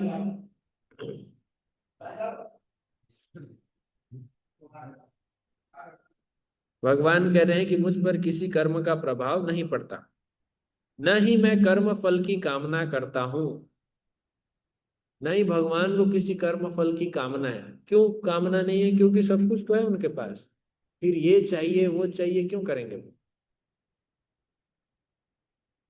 इसलिए हम कभी भी भगवान को किसी प्रकार का किसी इच्छा के प्रति कार्य करते हुए नहीं देखेंगे। कोई भी आप लीला, कोई भी कथा में आप नहीं देखेंगे कि भगवान को कुछ चाहिए पर्सनली, मुझे अपने लिए कुछ चाहिए, ऐसा कुछ नहीं। कभी आपने देखा भगवान तपस्या कर रहे हैं, मुझे ये चाहिए? क्यों चाहिए? देने वाले वही हैं। जो मेरे संबंध में इस सत्य को जानता है वह भी कर्मों के फल के पास में नहीं बंधता। तो भगवान कृष्ण के विषय में भगवत गीता में बहुत विस्तार से ये बताया गया है कि उनके कैसे प्रकृति है, उनका स्वभाव क्या है। जिस प्रकार इस भौतिक जगत में संविधान के नियम है जो यह बताते हैं कि राजा न तो दंडनीय है, न ही किसी राज नियमों के अधीन रहता है, उसी तरह यद्यपि भगवान इस भौतिक जगत के सृष्टा हैं, किंतु वे भौतिक जगत के कार्यों से प्रभावित नहीं होते।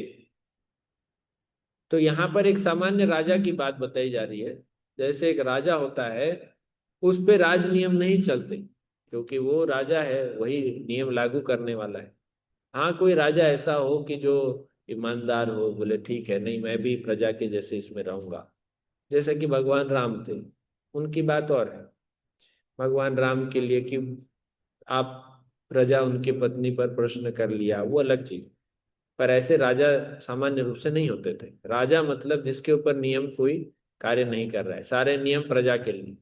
राजा नियम बनाएगा, प्रजा नियम पालन करेगा। तो ऐसे भौतिक जगत में इस प्रकार के राजा हैं। तो जो पूरे सृष्टि का राजा है, सब कुछ भौतिक आध्यात्मिक सब कुछ, उसके लिए किसी प्रकार के कार्यों से वो प्रभावित नहीं होता। विशेष रूप से यहाँ पर बताया जा रहा है कि भौतिक जगत में कार्यों का कोई प्रभाव नहीं होता। सृष्टि करने पर भी वे इससे पृथक रहते हैं, जबकि जीवात्माएं भौतिक कार्यकलापों के सकाम कर्म फलों में बंधी रहती, क्योंकि उनमें प्राकृतिक साधनों पर प्रभुत्व दिखाने की प्रवृत्ति रहती है। क्यों जीवात्मा इस संसार में फंसता है? क्योंकि वो इस संसार में प्रभुत्व जताने की उसकी जो प्रवृत्ति है, वो उसे इस संसार में फंसाती है। और यही वापस हम उस श्लोक में आते हैं, 3 अध्याय का 27वां श्लोक, जो हमने थोड़ा देर पहले चर्चा किया। प्रकृत है क्रियमाणानि गुण है कर्माणि सर्वश। क्यों तीनों गुण उससे कार्य करवाती हैं? अब वहां पर वो शब्द जो मैंने छोड़ दिया था उस समय पे, वो था अहंकार विमूढ़ आत्मा। वो आत्मा अहंकार करने लगता है। क्या अहंकार करने लगता है? इसी चीज का प्रभुत्व जताने लगता है, ये मेरा है, मेरा इस पे अधिकार है। जैसे ही वो अहंकार जताएगा, वैसे ही वो अपने आप को मानता है कि मैं करता हूं। अच्छा, तुम करता हो तो तुम दंड लो। तो अभी तक ढूंढ रहे हैं कि दंड किसको दिया जाएगा। जैसे ही आत्मा स्वीकार करती है मैं करता हूं, हाँ, तो अब इस पे तुरंत वहां पे पाप और पुण्य सारे दंड लग जाते हैं। पर जब तक वो ये स्वीकार नहीं करता कि मैं करता हूं, तब तक उस पे पाप पुण्य नहीं लगते। यहीं पे अकर्म का सिद्धांत को समझना चाहिए कि जब हम भगवान के लिए कोई कार्य करते हैं, तो वो कार्य किसके लिए हो रहा है? भगवान के लिए। हम तो निमित्त हैं। जैसे एक बंदूक को लेकर आप किसी व्यक्ति को मारो, तो क्या बंदूक को दंड दिया जाता है? क्योंकि वो तो बीच में साधन है। तो निमित्त है। इसी प्रकार से हम भगवान की सेवा में कोई कार्य कर रहे हैं तो वो भगवान के लिए कार्य हुआ। अब मैंने अपने लिए नहीं किया कोई कार्य, तो जब तक मैं नहीं कर रहा हूं, कराने वाला भगवान है, तो मुझ पे कैसे किसी प्रकार का दंड लगेगा। उसी प्रकार से इस भौतिक संसार में भी देखते हैं कि जब कोई व्यक्ति प्लानिंग करता है और वो किसी के माध्यम से उसे कार्य करवाता है, तो यहाँ मुख्य आरोपी प्लानिंग करने वाला, योजना बनाने वाला होता है, और जो दूसरा होता है वो तो बस उसके आदेश पे कार्य किया, तो इसीलिए उसे कम दंड मिलता है। चूंकि भौतिक संसार है, यहाँ पे नियम ऊपर नीचे हो सकते हैं, यहाँ पर आदर्श स्थिति में कार्य नहीं होता, परंतु आदर्श स्थिति के रूप में अगर हम समझें तो यहाँ जो करता है, करता कौन है, जो उससे करवा रहा है। और हम बिना अपने स्वार्थ के, बिना स्वयं की किसी प्रकार के हमारे लिए तो ऐसा कुछ है नहीं, हम इस तरह से सोचकर जब कार्य कर रहे हैं भगवान के लिए, उसे कहते हैं अकर्म। क्योंकि यहाँ कर्म नहीं हो रहा है। कर्म मतलब कार्य करना, अकर्म मतलब नहीं करना। हम तो अब आ रही है सबसे जो रोचक बात, इतने देर तक हम लोग जो चर्चा कर रहे थे कि भगवान कार्य करते हैं पर वो कार्य नहीं करते, और वही हम पे फिर लागू होती है। जब हम भगवान की भक्ति में लगते हैं, जब हम अकर्म के सिद्धांत में आते हैं, तो हम भी ऐसा प्रतीत होता है कि कर्म कर रहे हैं, पर वास्तव में हम कर्म नहीं कर रहे। हम ऐसा प्रतीत होता है कि हम लोग खाना बना रहे हैं, हम लोग खा रहे हैं, हम लोग चल रहे हैं, हम लोग कुछ कार्य कर रहे हैं, पर वास्तव में वो कार्य नहीं कर रहे हैं। हम क्या कर रहे हैं, हम भगवान की भक्ति कर रहे हैं, और वो कर्म में नहीं आता। कर्म शब्द अलग होता है, कर्म जो हमें इस भौतिक संसार में बांधता है। तो चूंकि हमने कर्म ही नहीं किया तो हम कैसे बनेंगे।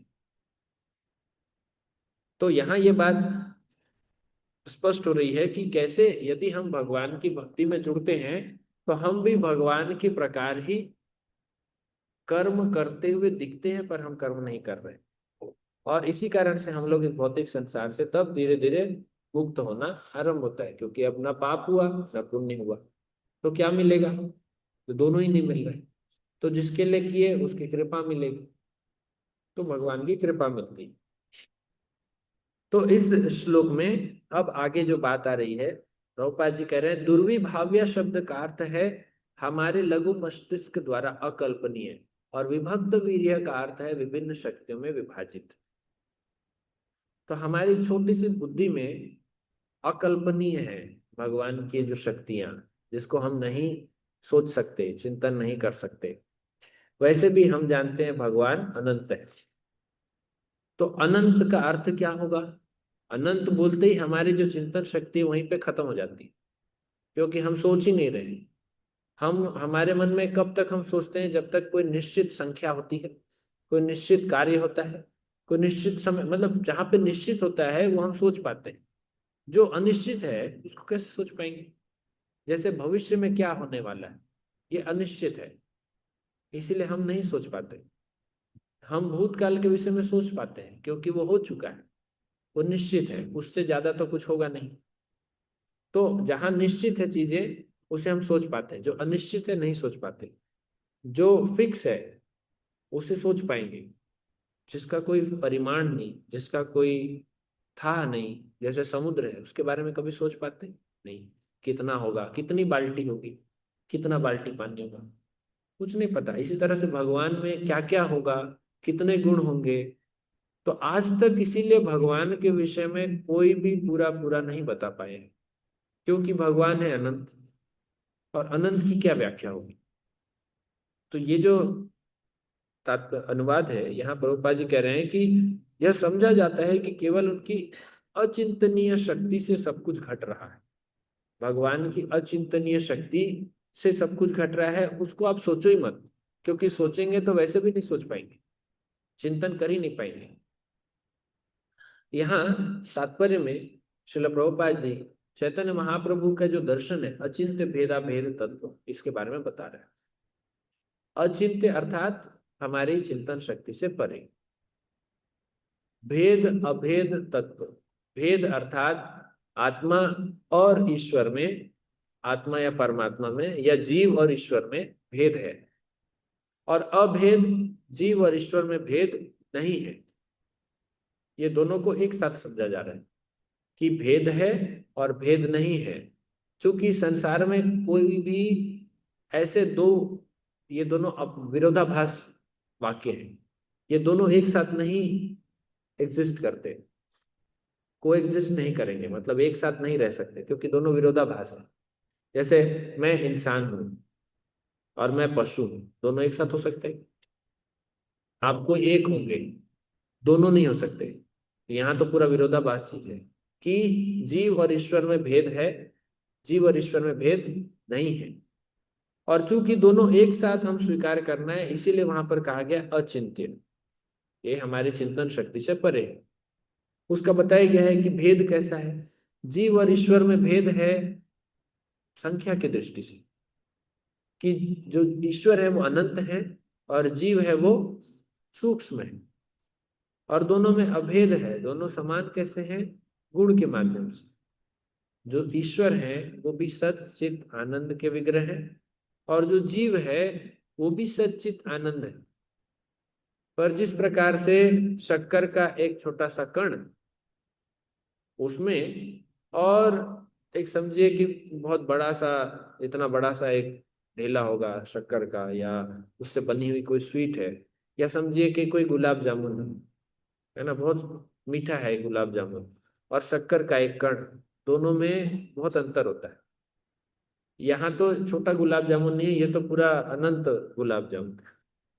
तो समझो कि एक अनंत है या समुद्र है, उस समुद्र में हम लोग एक बूंद का अगर हम तुलना करें, तो उस एक बूंद पानी और समुद्र में गुणात्मक दृष्टि से दोनों समान है।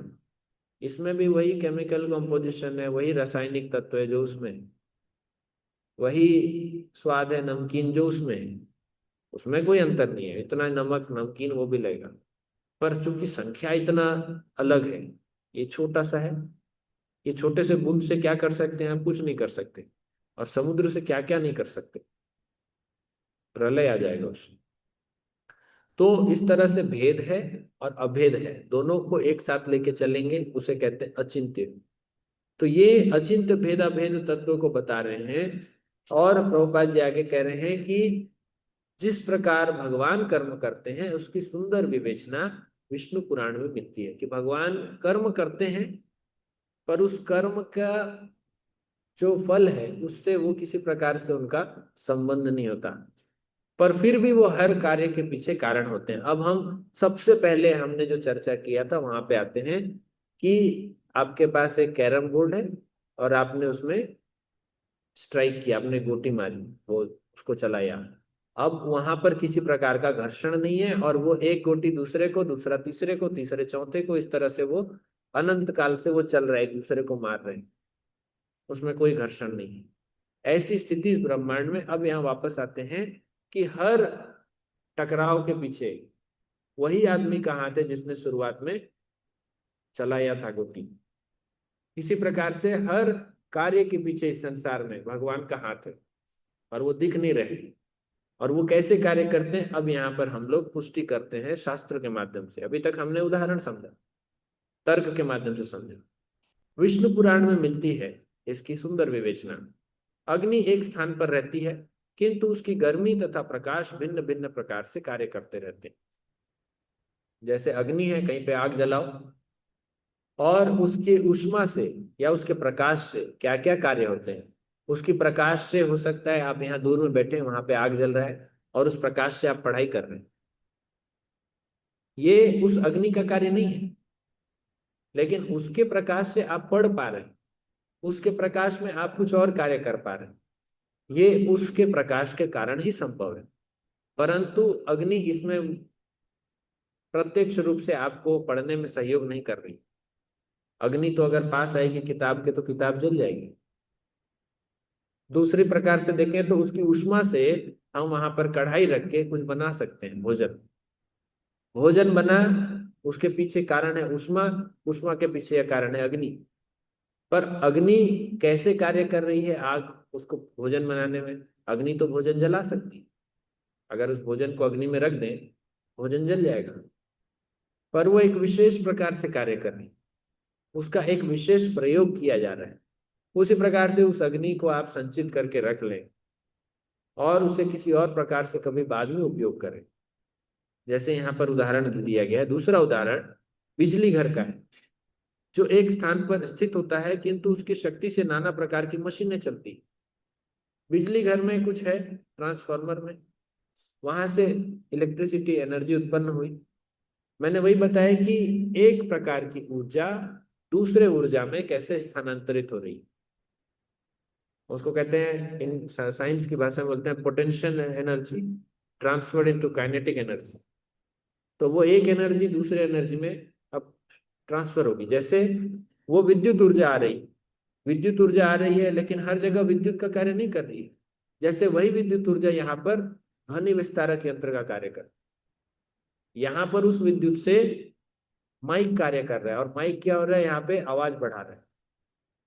इसी प्रकार से उसी विद्युत ऊर्जा से यहाँ सामने लैपटॉप चल रहा है, यहाँ पे वीडियो देख रहे हैं।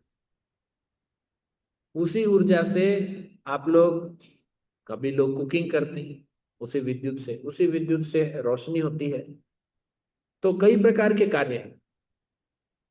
उसी विद्युत से आप गर्मी भी करते हैं, उसी विद्युत से आपको ठंडा भी मिलता है। कैसे? उसी विद्युत से आप हीटर भी चलाते हैं, उसी विद्युत से आप एसी भी चलाते हैं, है ना? ये आश्चर्य की बात। इसी प्रकार से जब ये उदाहरण यहाँ दिया जा रहा है कि ऐसे ही भगवान के कर्म ऐसे हैं कि वो कार्य करते हैं, पर उस कार्य से कैसे कैसे आगे जाके प्रभाव होता है वो भगवान ने उसको फिक्स कर दिया है, और वो प्रभाव को हम नहीं समझ सकते कि ये भगवान के कारण हो रहा है। अब बिजली घर ने इसमें कैसे कार्य किया होगा, एक ऊर्जा को दूसरी ऊर्जा में परिवर्तित करने का कार्य, वो एक अलग ही विज्ञान है उसके पीछे, परंतु कार्य तो वही विद्युत कर रहा है। और विद्युत वैसे होता है गर्म। हम लोग सामान्य रूप से विद्युत को क्या समझते हैं? बिजली, बिजली कैसी होती है? उसको छुए तो झटका लगेगा, या गर्म लगेगा, या प्रकाश करेगा। पर आश्चर्य की बात यह है कि उसके ऐसे ऐसे उपयोग हैं जहां पर इसके विपरीत कार्य हो। तो आगे प्रभुपाद जी कह रहे हैं, इस लाइन को समझिए। उत्पादन कभी भी शक्ति के मूल स्रोत से एक रूप नहीं होता। हो भी सकता है परंतु नहीं होता। उत्पादन अर्थात जो प्रोडक्ट है वो कभी भी शक्ति के मूल स्रोत, जो सोर्स है, एनर्जी का जो मेन सोर्स है, उसके एक रूप होना जरूरी नहीं है प्रोडक्ट का। किंतु शक्ति का मूल स्रोत मुख्य कारण होने से उत्पादन से एक रूप है। आप समझे? उत्पादन मूल स्रोत के समान एक रूप नहीं हो सकता, परंतु जो स्रोत है वो उत्पादन से एक रूप अभी भी है, क्योंकि उसी ने उसको उत्पन्न किया है। और साथ ही उससे पृथक भी जो स्रोत है वो उत्पादन के एक रूप भी है और उससे पृथक भी। यही यहाँ पर आप समझिए, यही अचिंत्य भेद अभेद तत्व है। तो जीव कभी भी ईश्वर नहीं बन सकता, पर ईश्वर चाहे तो कभी भी अपने आप को जीव के रूप में, कभी ईश्वर के रूप में, वो दोनों रूप में प्रदर्शित कर सकता है। ये भगवान की अपनी शक्ति है, वो कभी भी कुछ भी कर सकते हैं। तो इसीलिए हमारे लिए सारे नियम है, भगवान के लिए नियम नहीं है। तो भगवान अनंत है और अनंत के लिए किसी प्रकार का नियम नहीं होता। अगर हम गणितीय भाषा में समझें तो जैसे 1 और 2 को आप जोड़ सकते हैं, कितना बनेगा? 3। 1 और 2 को गुणा कर सकते हैं, कितना मिलेगा? 2। हम उसमें विभाजन कर सकते हैं, हम उसमें अलग अलग गणितीय नियम लगा सकते हैं। परंतु जैसे ही बात करेंगे अनंत, इनफाइनाइट, उसको जोड़ सकते हैं? अनंत धन 1, अनंत धन अनंत, होता है ऐसा कुछ? यहाँ पे गणित कार्य करता है? नहीं करता। तो जैसे ही हम लोग अनंत पे आते हैं वहां पर कोई कार्य नहीं करता, कुछ भी काम नहीं करता। गणितीय भाषा में उसे कहते हैं कि यहाँ पर विज्ञान के सारे नियम फेल हो जाते हैं। तो एक समय की बात है, थोड़ा सा, क्योंकि भगवान की बात कर रहे हैं, अनंत आपको समझना है। आज तक विज्ञान इसी पे कार्य कर रहा है। आज जो भौतिक विज्ञान है वो अनंत पे कार्य कर रहा है। उसे ये जानने की इच्छा है कि अनंत होता कैसा है, क्योंकि वो भगवान को नहीं मानते। हम भगवान को मानते हैं, हम लोग भगवान को ढूंढ रहे हैं कि भगवान कैसे होंगे शास्त्रों के माध्यम से। वो लोग ढूंढ रहे हैं कि अनंत कैसा होता है, और उनके हिसाब से कि अगर हम अनंत को समझ जाएंगे तो हम इस सृष्टि के पीछे जो कार्य है, कैसे उत्पत्ति, वो हम समझ जाएंगे। दोनों एक ही तरह से चल रहे हैं। हम लोग भगवान के माध्यम से सृष्टि की उत्पत्ति ढूंढ रहे हैं, वो लोग किसी और माध्यम से सृष्टि की उत्पत्ति कैसे हुई होगी ये ढूंढने का प्रयास कर रहे हैं।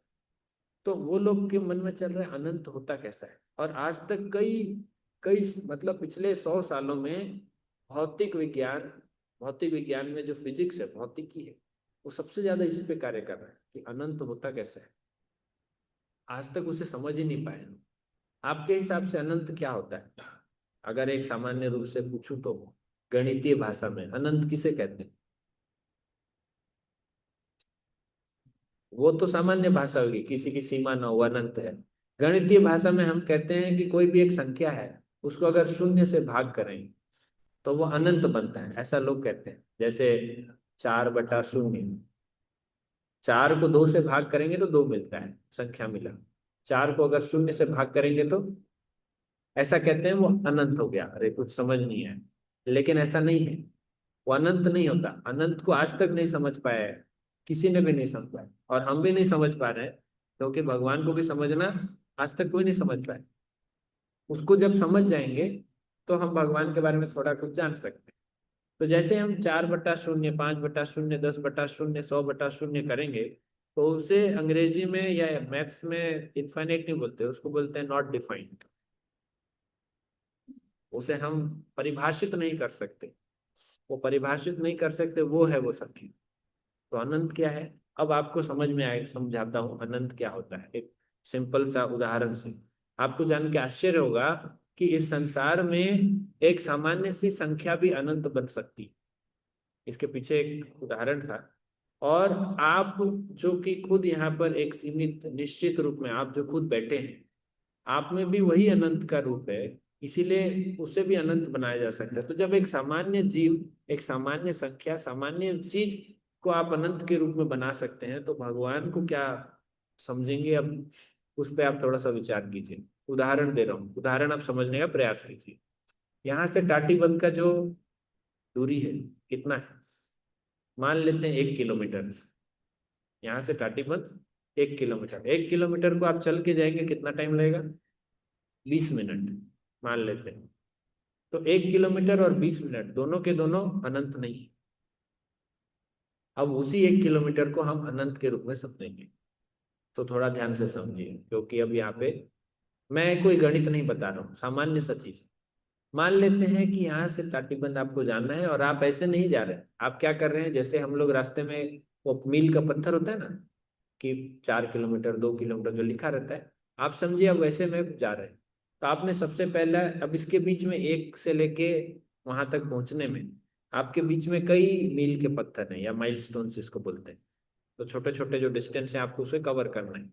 तो आपको किस तरह से बनाना है? सबसे पहले इसको आप आधे में विभाजित कीजिए। तो जो आधा किलोमीटर है वो आपका 1 मील का पत्थर है। उसको आप आधा कीजिए, 1/4 वो आपका मील का पत्थर है। उसको आप आधा कीजिए, 1/8 वो आपका मील का पत्थर। मतलब वहां तक पहुंचना है आपको, छोटा छोटा डिस्टेंस। इस तरह से आप उस 1 किलोमीटर को बांटेंगे तो कितने आप बना सकते हैं? कितने बना सकते हैं आप छोटे छोटे टुकड़े? कितने टुकड़े कर सकते हैं? एक को आधा करो, आधा हुआ। आधा को आधा करो, उसको आधा करो, उसको आधा करो, उसको आधा करो, उसको आधा करो। कितना होगा? बहुत सारे होंगे। कितने होंगे? गिन सकते हैं? गिन सकते हैं? नहीं गिन सकते। उसे कहते हैं अनंत। अभी वही संख्या है एक, उस एक संख्या को हमने अभी अनंत के रूप में समझ लिया। और जो डिस्टेंस है, जो आपको जाने का जो समय है, आप एक से दूसरे जगह जाएंगे, वो 1 सेकेंड मान लो लगता है, या 1 से भी बहुत कम। फिर 1 सेकेंड, 1 सेकेंड, जो भी। तो चूंकि जो माइलस्टोन है वो अनंत है, तो आप कभी पूछ सकते हो? आप समझ पा रहे हो? एक एक चीज को आप कवर करने में आपको थोड़ा टाइम लगेगा, फिर दूसरे को कवर करने में दूसरा टाइम, फिर तीसरे को कवर करने में। अब चूंकि वो जो जो गैप है, जो बना हुआ है, एक एक विभाजन है, वही अनंत है। तो आप कभी वहां तक पहुंच पाओगे? तो आप कभी टाटीबंध पहुंच ही नहीं सकते। लेकिन ऐसा होता है। तो जब इस संसार के हम समझ पाए, गणितीय रूप में या तार्किक माध्यम से हम समझ पा रहे हैं कि वही उतना ही डिस्टेंस को हम लोग अनंत के रूप में समझ पा रहे हैं। तो जब इसे इसे कहते हैं, मैं आपको जस्ट एक परिभाषा बता रहा था कि लोग समझने का प्रयास कर रहे हैं। ये जब अनंत इतना बन सकता है तो भगवान क्या होंगे? तो इसीलिए हमारी छोटी बुद्धि से सबसे पहला लाइन प्रभुपाद जी ने लिखा है कि हमारे लघु मस्तिष्क द्वारा अकल्पनीय। हम लोग इस संसार की ही चीजें नहीं समझ पा रहे। छोटी छोटी चीजें जो अभी उदाहरण मैंने दिया, इस उदाहरण को ही आप गलत साबित करके बताइए, आप नहीं कर पाएंगे, क्योंकि ये विज्ञान में है ये। और इसे आज तक कोई गलत साबित नहीं कर पाया कि आप यहाँ से टाटीबंध पहुंचोगे, कैसे नहीं पहुंच सकते। लेकिन आप पहुंचते हो, कैसे पहुंचते? इतना ही साबित नहीं कर पा रहे लोग। तो हम लोग इस संसार की छोटी छोटी चीजें नहीं समझ पा रहे हैं। तो ये शास्त्र जो कि श्रीमद् भागवतम इतना गूढ़ ग्रंथ है भगवान के विषय में, इसका 2 लाइन समझने में ही हमारा कई जन्म निकल जाएंगे। फिर भी प्रभुपाद जी की कृपा से हम लोग इस पे कथा कर रहे हैं। हमारा दुस्साहस देखिए कि यहाँ बैठ के क्लास दे रहा हूँ, जैसे मुझे बहुत आता है, जबकि हम इसका 1 लाइन नहीं समझ पाएंगे। तो ये स्थिति है कि हमारे छोटे से लघु मस्तिष्क द्वारा अकल्पनीय इस सृष्टि में, इस सृष्टि को बनाने वाला, उसके पास कितनी अचिंत्य शक्तियां हैं, उनको हम समझने का प्रयास कर। और चूंकि वो नहीं समझ सकते, इसीलिए यहाँ उनके विषय में बता रहे हैं। स्वयंभू मनु कह रहे हैं कि ये सब भगवान की दिव्य, उनकी अचिंत्य काल रूप सर्वोपरि शक्ति से, ये सारे तीनों गुणों से ये सारी प्रक्रिया, ये क्रियाएं उत्पन्न हो रही हैं। और ये नाना प्रकार की शक्तियां उत्पन्न हो रही। तो इसके भ्रम में आप मत पड़ो, आप अपने कर्म करो। और इसमें किसी प्रकार का आप द्वेष दिखाकर इसमें आप अपने आप को कर्ता मत बनाओ, जो कि आप हो नहीं। तो अंतिम में यहाँ है कि इस भौतिक जगत में ब्रह्मा विष्णु तथा शिव, इन तीनों रूप में अवतरित होते हैं भगवान।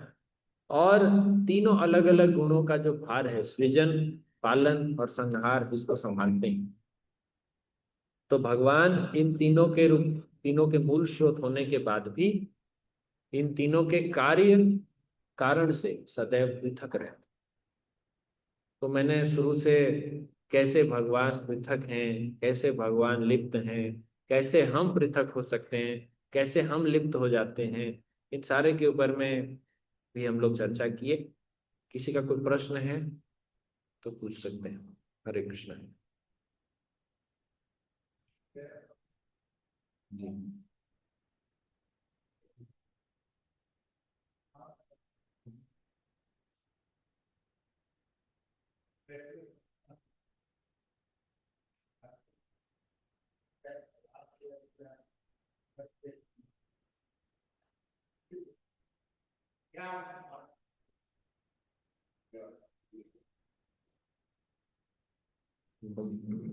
महाराज ये प्रश्न पूछ रहे हैं सबके लिए।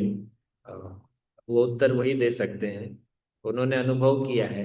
हम लोग, मैं सुनी सुनाई बातें बोल सकता हूँ। तो कल ही ये चर्चा कर रहे थे हम लोग, मैं धमाल कृष्ण प्रभु, इस बात पे। और यही चर्चा थी कि सुख क्या है और आनंद क्या है। तो जब हम इस संसार में इंद्रियों के माध्यम से कोई हमारी इच्छा को पूर्ति कर लेते हैं, तो उसे कहते हैं सुख। हमें कुछ मिल जाता है, इंद्रियों की तृप्ति हो जाती है, उसे कहते हैं सुख। तो सुख मिलता है भोग से और आनंद मिलता है सेवा से। वास्तव में आनंद की प्राप्ति होती है सेवा से। और सेवा किसकी करनी है? सेवा तो भगवान की ही करनी है, क्योंकि हम भगवान के ही सेवक हैं। हम इस संसार में किसी और की सेवा करेंगे तो कभी आनंद नहीं मिलेगा, क्योंकि हमारा, हम अंश हैं भगवान के। तो अंश जब तक मूल की सेवा नहीं करेगा तब तक उसे संतुष्टि नहीं मिलेगी। तो आनंद की प्राप्ति होती है सेवा से। अब प्रश्न उठता है कि हम लोग भी तो रोज सेवा कर रहे हैं, प्रसाद सेवा कर रहे हैं, प्रसाद बनाने की सेवा कर रहे हैं, भगवान के श्रृंगार की सेवा कर रहे हैं, आरती की सेवा कर रहे हैं, झाड़ू लगाने की सेवा कर रहे हैं, आनंद कहाँ है? क्योंकि हम जो सेवा कर रहे हैं वो सेवा रूप में नहीं कर रहे। अभी तक वो जो सेवा चल रही है वो हम अपने इंद्रियों के लिए, तुष्टि के लिए कर रहे हैं, कुछ नाम के लिए कर रहे हैं, कुछ मान सम्मान के लिए कर रहे हैं। वास्तव में हमने उस सेवा को भी भोग बना दिया, इसीलिए उस सेवा से हमको आनंद नहीं मिलता। हमको जो उसमें थोड़ा बहुत जो मिलता है वो कुछ समय के लिए मिलता है। सदैव आनंद में रहना है तो सेवा के माध्यम से ही वो आनंद प्राप्ति होगी। और सेवा का अर्थ है कि मुझे कुछ नहीं चाहिए, वही है अन्य अभिलाषिता शून्यम ज्ञान कर्मादिनावृतम अनुकूल्येन कृष्णेन शीघ्रम भक्तिरुत्तम। तो यही सेवा के माध्यम से जो भगवान की सेवा है, और सेवा अपने लिए कभी नहीं होती, उसमें कोई स्वार्थ नहीं होता। उस सिद्धांत से अगर हम कार्य करेंगे तभी आनंद प्राप्त हो। और जैसे ही वहां पे हम लोग अपना भोग की बात करते हैं, जैसे ही कि मुझे कुछ चाहिए, तो तुरंत वहां पे सुख मिलेगा, पर वो सुख कुछ समय का होगा और वो समाप्त होगा। तो सेवा में सर्वोपरि सेवा क्या है भगवान की? सबसे सर्वोपरि सेवा क्या है? तार मध्य सर्वश्रेष्ठ नाम संकीर्तन। भगवान की जितनी भी प्रकार की सेवा है उसमें सबसे सर्वश्रेष्ठ है नाम संकीर्तन। हरे कृष्णा हरे कृष्णा कृष्णा कृष्णा हरे हरे, हरे राम राम राम हरे हरे। तो इस माध्यम से हम लोग आनंद प्राप्त कर सकते हैं। पर आप लोग या हम लोग, मैं भी, हम लोग जब कीर्तन में बैठते हैं और हमको जो आनंद मिलता है, एक्चुअली में वो आनंद नहीं है। हम लोग को वो ट्यून अच्छा लगता है, हमको वो मृदंग का थाप अच्छा लगता है, हमको करताल की बीट्स अच्छी लगती हैं, तो वो सुख है। अभी आनंद नहीं मिला है। अगर आनंद मिलेगा तो कोई बिना सुर के गाए, बिना, जैसे कोई मृदंग बजाते बजाते खराब मृदंग बजाए तो भी हमको आनंद मिलना चाहिए, क्योंकि हमको नाम से आनंद मिलना चाहिए, पर वो नहीं होता। हमको अभी फिलहाल ट्यून अच्छा लगता है, ये मेरा फेवरेट ट्यून है प्रोटीन, ये वाला गाओ ना। नहीं, ये ट्यून में मैं नहीं गा पाता हूँ तो मुझे मजा नहीं आ रहा है इसमें। ऐसा होता है हमारे साथ। तो इसीलिए हम लोग नाम संकीर्तन से, जो कि सबसे बड़ी सेवा है, उससे ही आनंद प्राप्त कर पाएंगे। पर उसको भी सेवा के रूप में स्वीकार करें तब।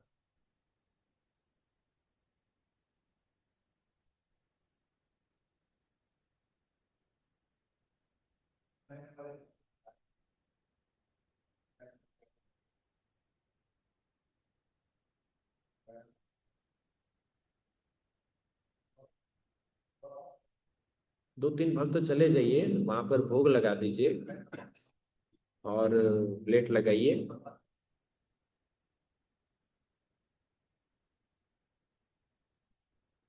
तो दो तीन लोग चले जाइए।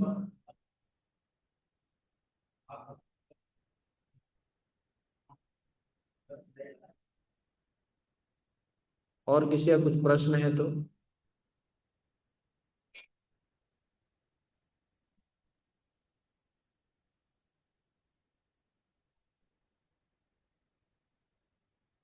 मुझे लगता है अभी कुछ समय के लिए जब तक बैठे थे सुन रहे थे तो कुछ कुछ समझ आया होगा। यहाँ से जाने के बाद फिर सब ऊपर से हुए, क्या क्या बोले कुछ समझ आया।